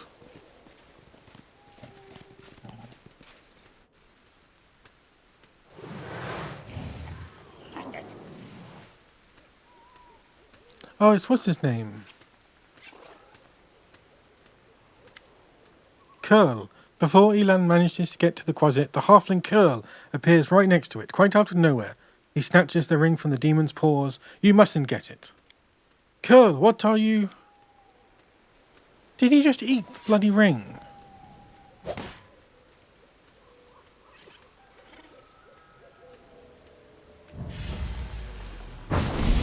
What the hell? Thrusting herself between Elan and Curl, Seela barely manages to absorb the bow aimed at the halfling. Elan, stop! Have you gone mad? He's using a summon spell. Why did you stop?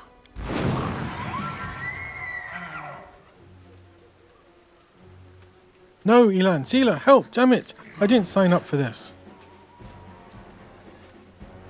Get ready, we're on our own now.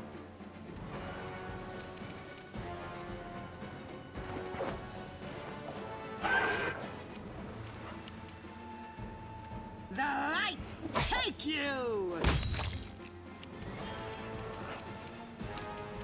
Oh, these are immune to... Oh no, they got 10 resistance though. Why are all her spells fire?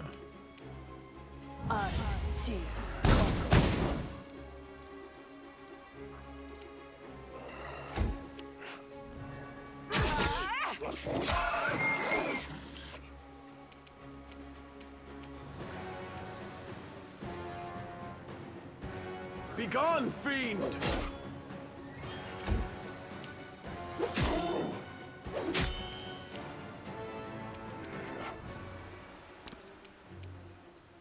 Don't hold back!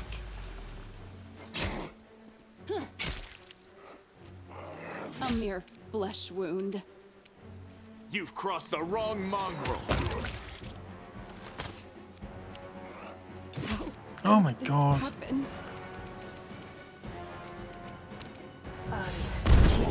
Go.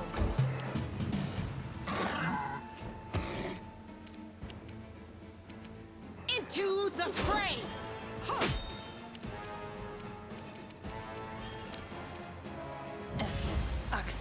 Yes. Could this happen?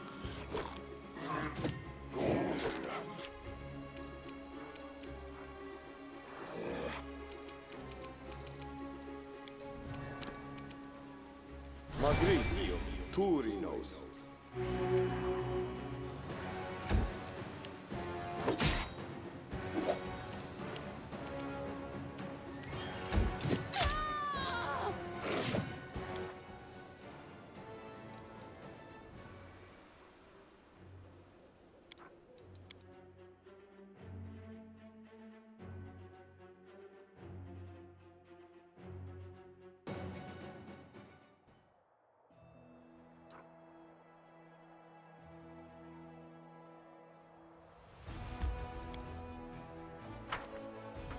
That's still slightly frustrating.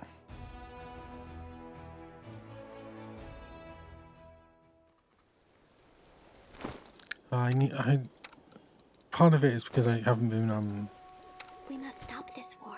buffing. There's no hope. Only us. A The bright gods have future abandoned awaits. For the worst. Are we What ready was to I move saying out? just now?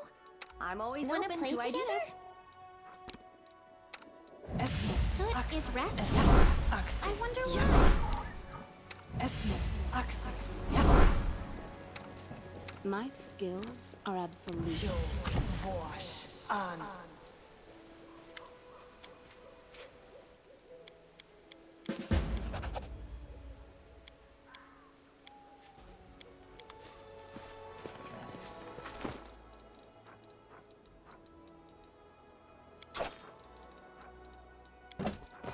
Surrender or else.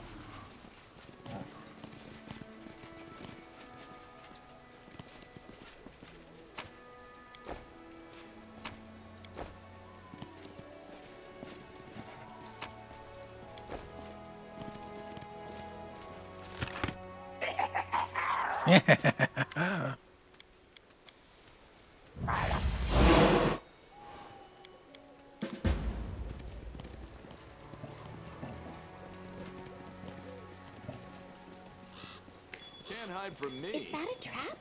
It might be We a do trap. it my way.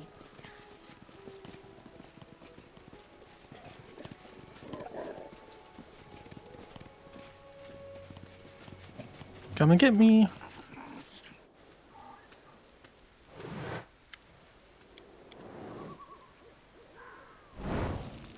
I won't let you hurt my friends. Okay. Now we got some armor.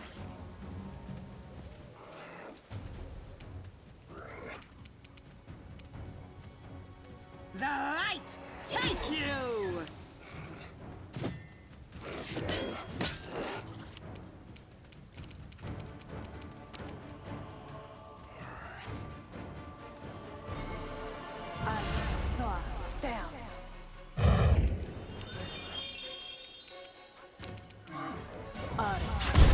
Oh god.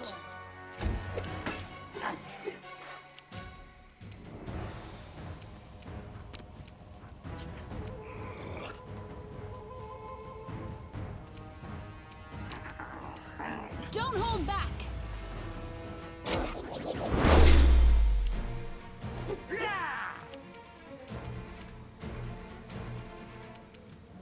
Begone, fiend!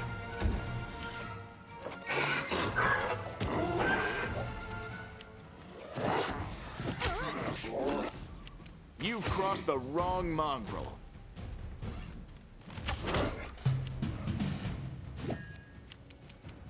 The Inheritor, guide my blade!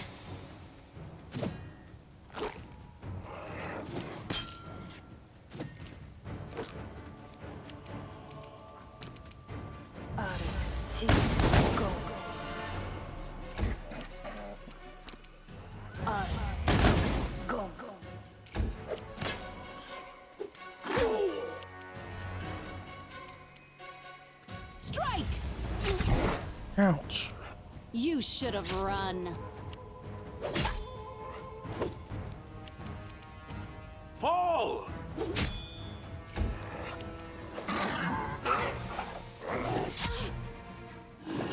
Could this happen? This condition is... I dedicate my body to science. You won't survive me.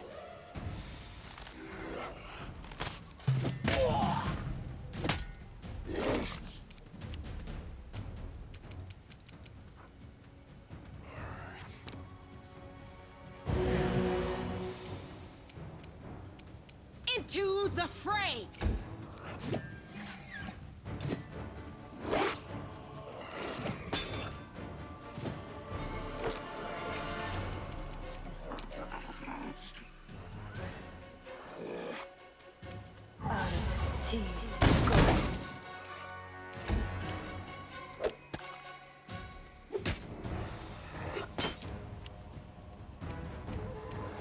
This will hurt.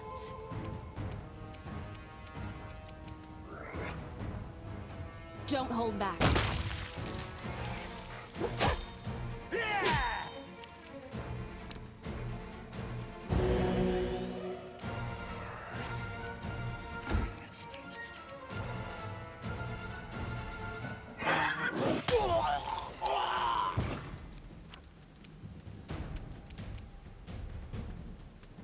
Endure this!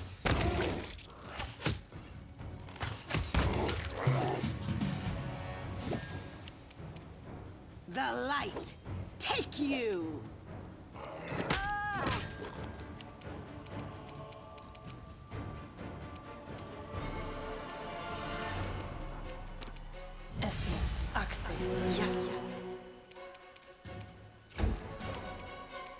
Strike!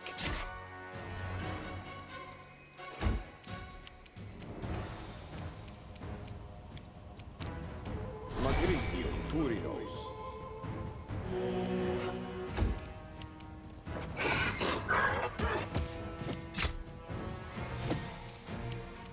Make every strike count.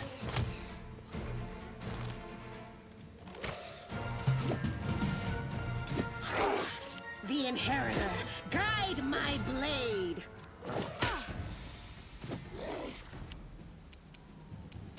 Too late for apologies.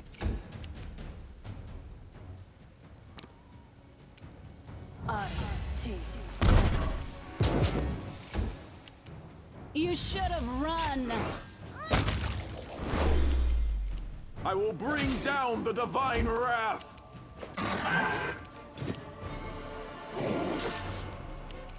You've crossed the wrong mongrel. Into the fray!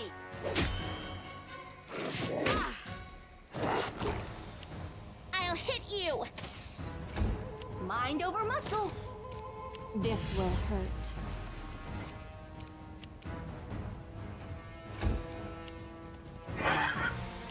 You won't survive me. The light, take you! Jeez.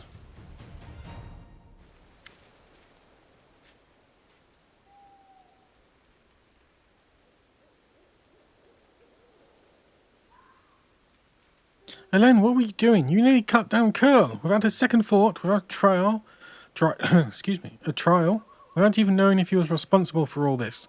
He might be a victim himself. What am I doing? He lured us into a trap. Curl was the only one who knew where we were going. He knew we thought there wouldn't be anyone at the camp besides some small harmless demons, so he set a trap. I wouldn't be surprised if his demon masters had him targeting the commander from the start. Talking about believing in the redemption of scoundrels. We barely know anything about what's happened. Curl is a good lad. He's not a spy or a murderer. Maybe they threatened him, tricked him, or even bewitched him with demon magic. And now we'll never know because you let him escape. And now he turns up again. Good. Elaine, Seela was defending someone she thought was her friend, and she stopped you from doing something you might regret. I don't need a shepherd to light my path and save me from regrets. Can you say the same, Seela? Or you, Commander? You clearly have something to say. Go ahead then, spit it out. Seela, I didn't want to say this, but I think of you as my friend, so I'm going to warn you. After what happened at the Grey Garrison, you're in serious danger, and maybe not just you. You might like to ignore military hierarchy and the rules of knightly orders, but there's wisdom in them that has stood in the test of time. A soldier rises from a private to an officer. A knight begins as a squire. Even Imadea's paladins gain their abilities gradually. But not with you and the commander. You were granted incredible powers, far surpassing seasoned paladins with experience and skill far beyond your years.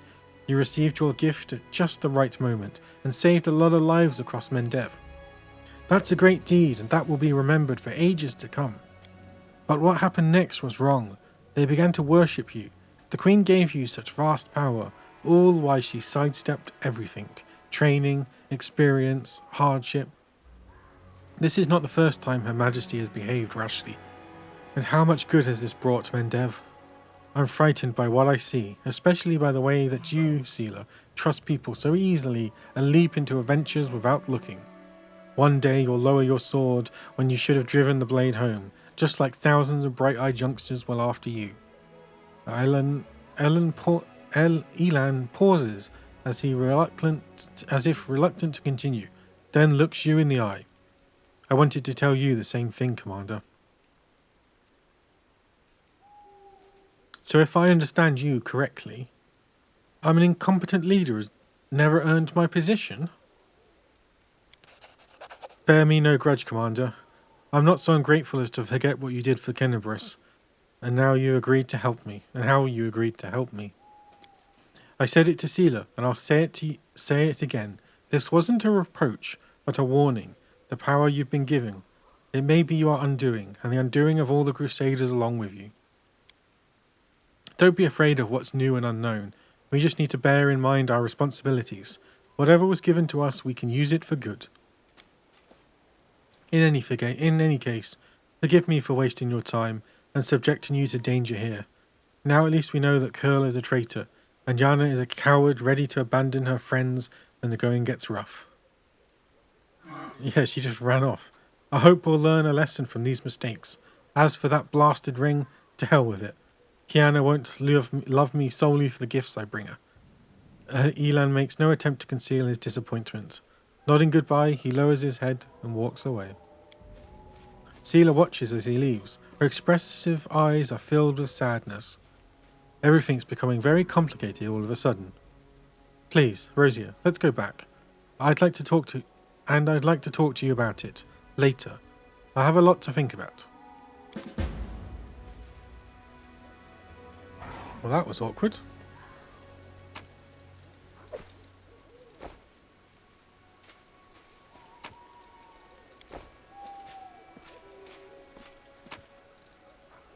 Piece of an antique ring.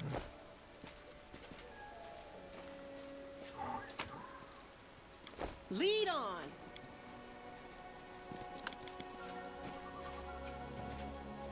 A success worthy of praise.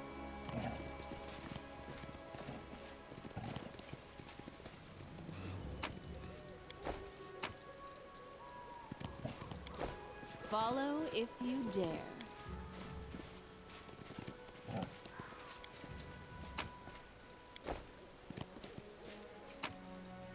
What's this? Hat of Heartening Song.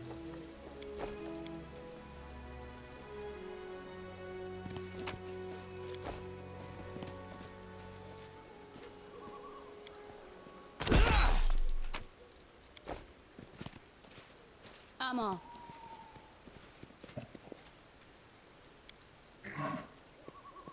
Thanks, Lan. You're so awesome, Lan. There's something here. Ooh, heavy shield.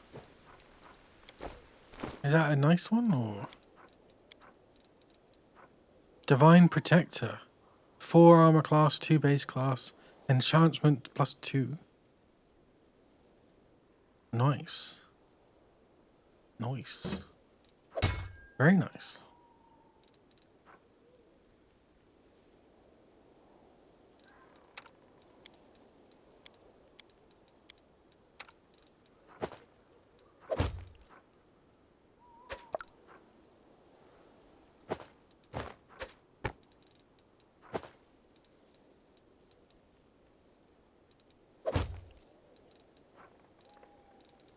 Where did the thing go? I do what I must.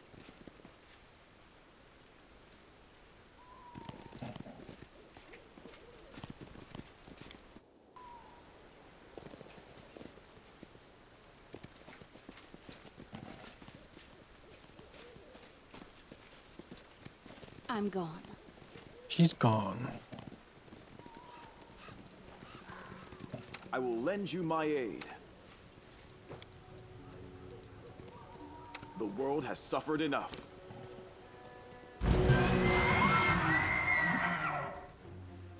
Oh my god.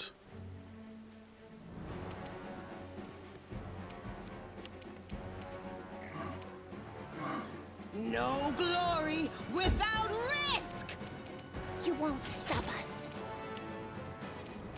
Endure this! Don't hold back! You should have listened to reason.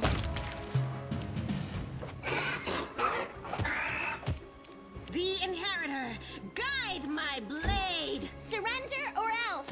I'm sorry I have to do this. Corrupted. Search for the beauty. We with do your it my heart, way. not your eyes. Where's the bloody exit?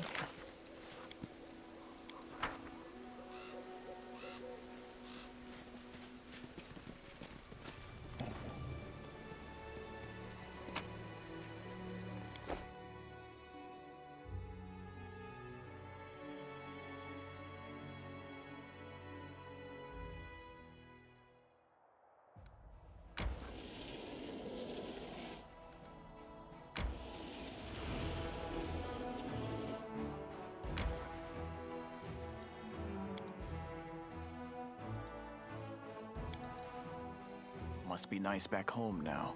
I bet my niece is growing so big. My family.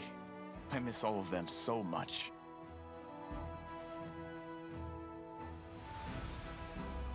Oh, failed to camouflage. Oh no.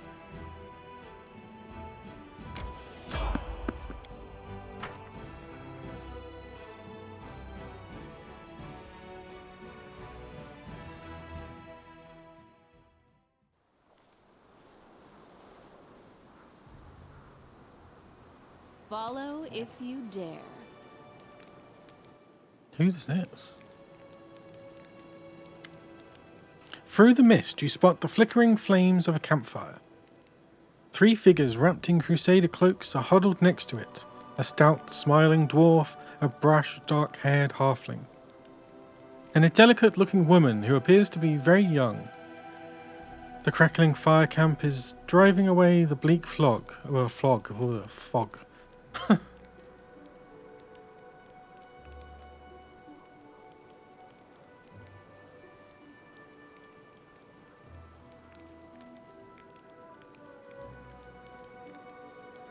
And promising warmth and rest for tired legs. Noticing you, the halfling's hand jerks towards his weapon, but then relaxes. Hey, it's the commander herself. Don't just stand there. Have a seat by the fire. It's a bit damp today. You might as well dry off at least. In an amicable gesture, he passes you a large mug that smells of freshly brewed tea. Look around to make sure the place is safe. The location for the camp was wisely chosen. It's safe and quiet here. No tracks in sight. The air is calm, but an odd feeling of wrongness lances through you like a sting from an angry wasp. Something isn't right.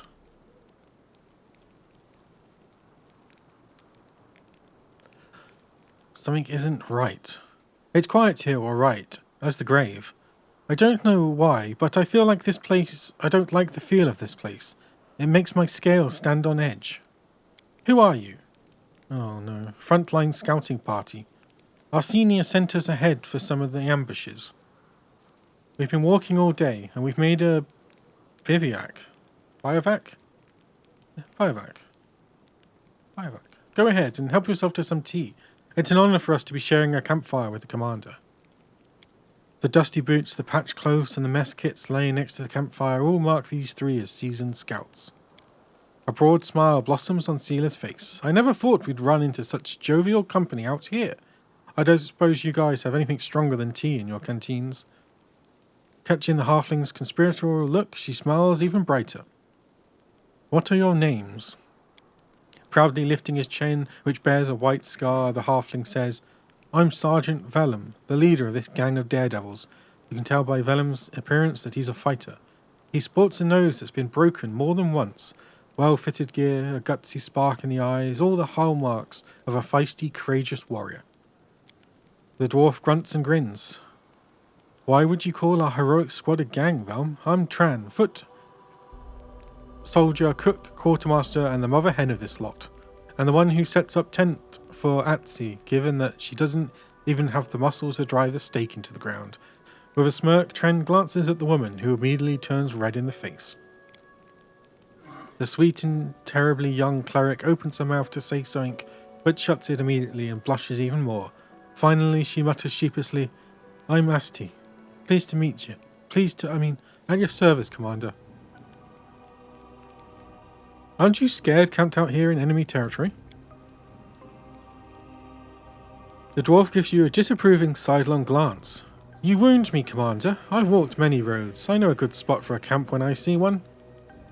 Even if a whole column of cultists marched by, they wouldn't think of checking this place. In the meantime, we would watch quietly and count every last one. Thoroughly embarrassed, Asti adopts a serious tone and comments in Tran's direction. You and your boasting. Her two comrades greet her remark with a burst of laughter. Sit by the campfire. Well, since you're offering.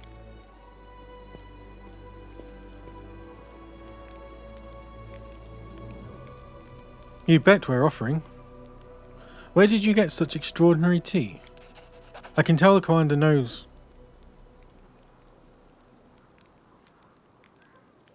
I can tell the commander knows more about cooking than some. Tran leans over to you and says weightily, It's cat holly. I bought it from a merchant from Absalom. Worth every coin, though, eh? The name sounds vaguely familiar, but you've never heard of it being used in cooking. You seem to recall that it causes delirium. Apparently, being this far away from discipline of strict officers, the scouts decided...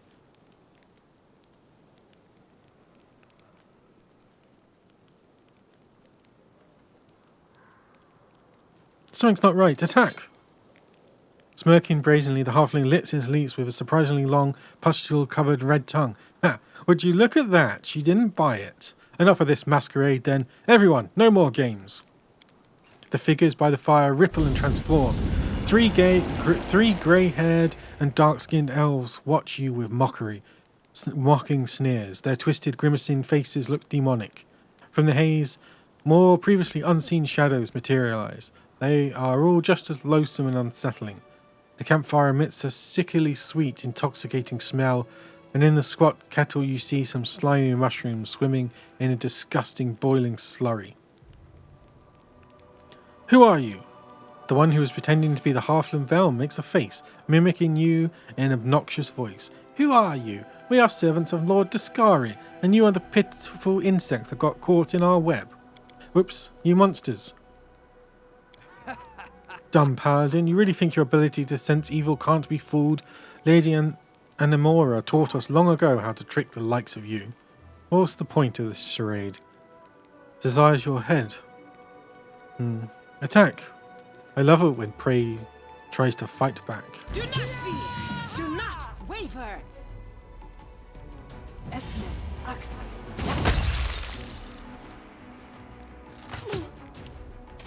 A mere flesh wound. How could this happen? Oh my god. Just instantly dead.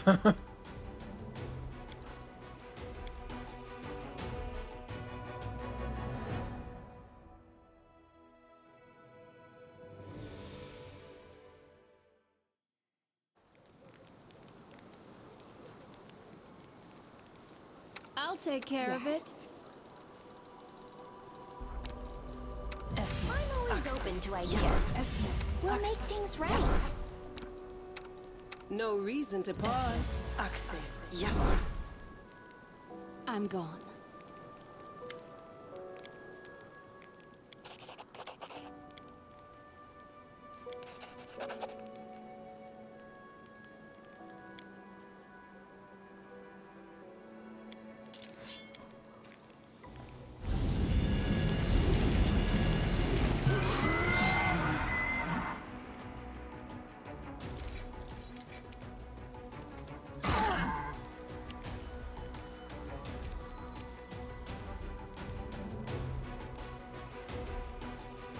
The Inheritor, guide my blade!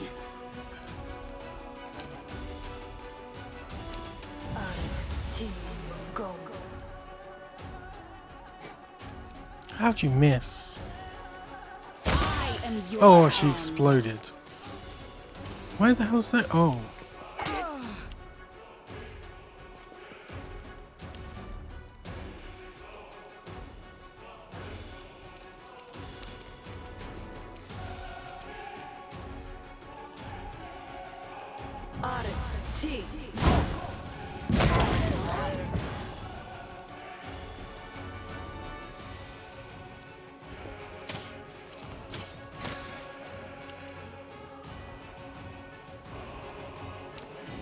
You've crossed the wrong mongrel.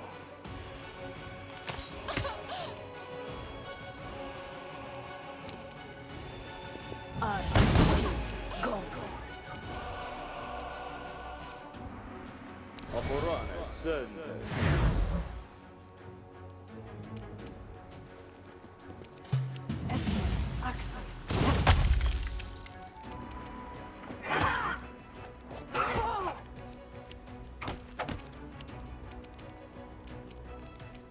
The light take you!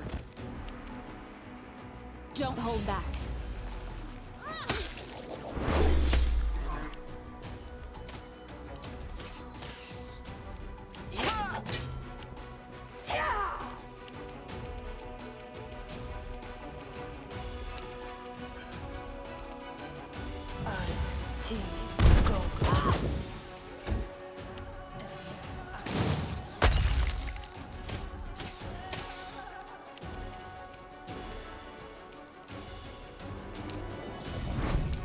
You won't survive me.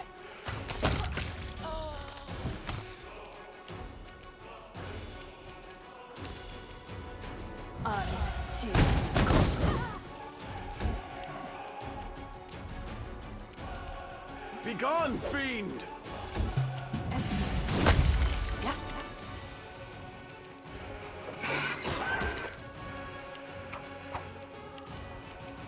No glory without risk! Strike!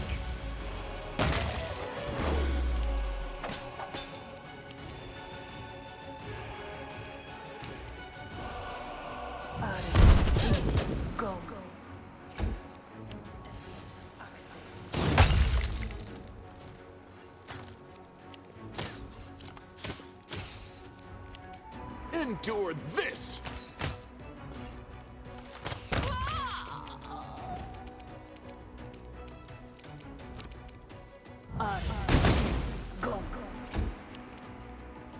Fall!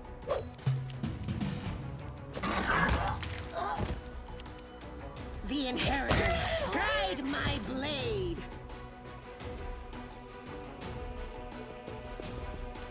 You should have run. You should have listened to reason.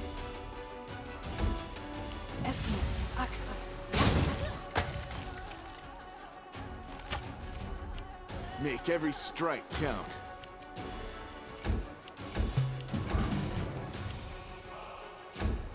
This will hurt.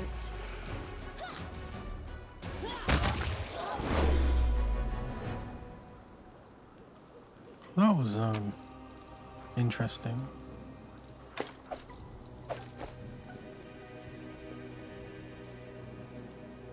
Let's prove they're Where the hell did you come from?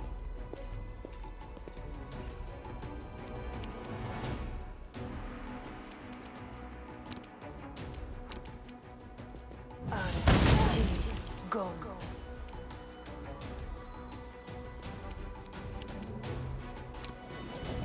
You've crossed the wrong mongrel.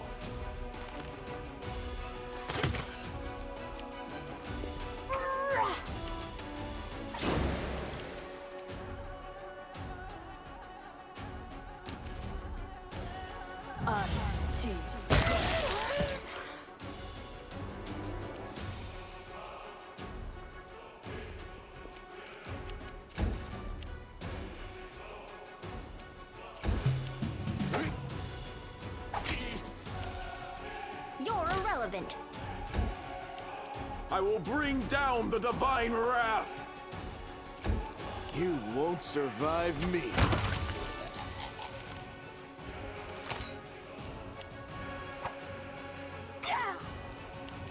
Don't hold back! Rapier, buckler. We do it my way.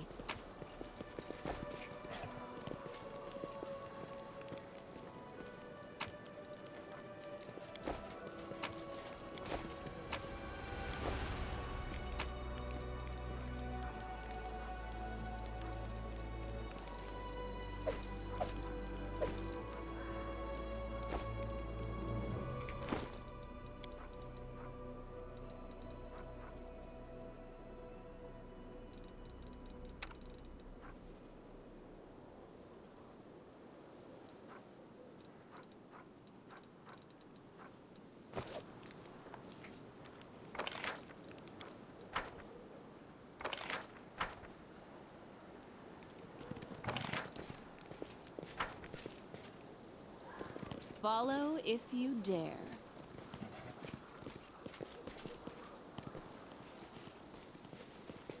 Can't hide from me. I'm off.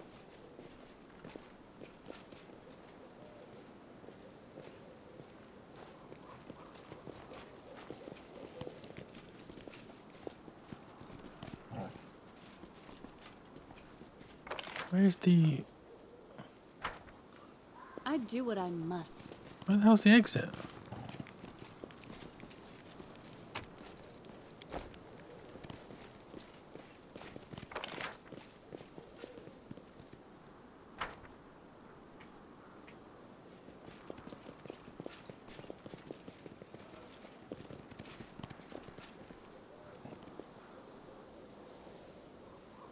We do it my way. Trust in yourself. Esmith, access. Yes. Esmith, access. Yes.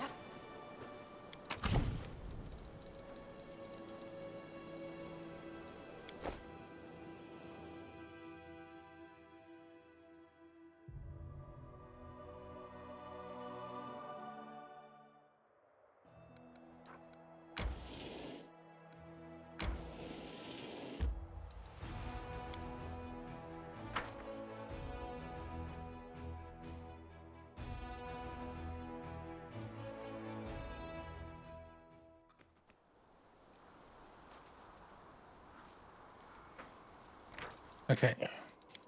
I think that's some good progress for now.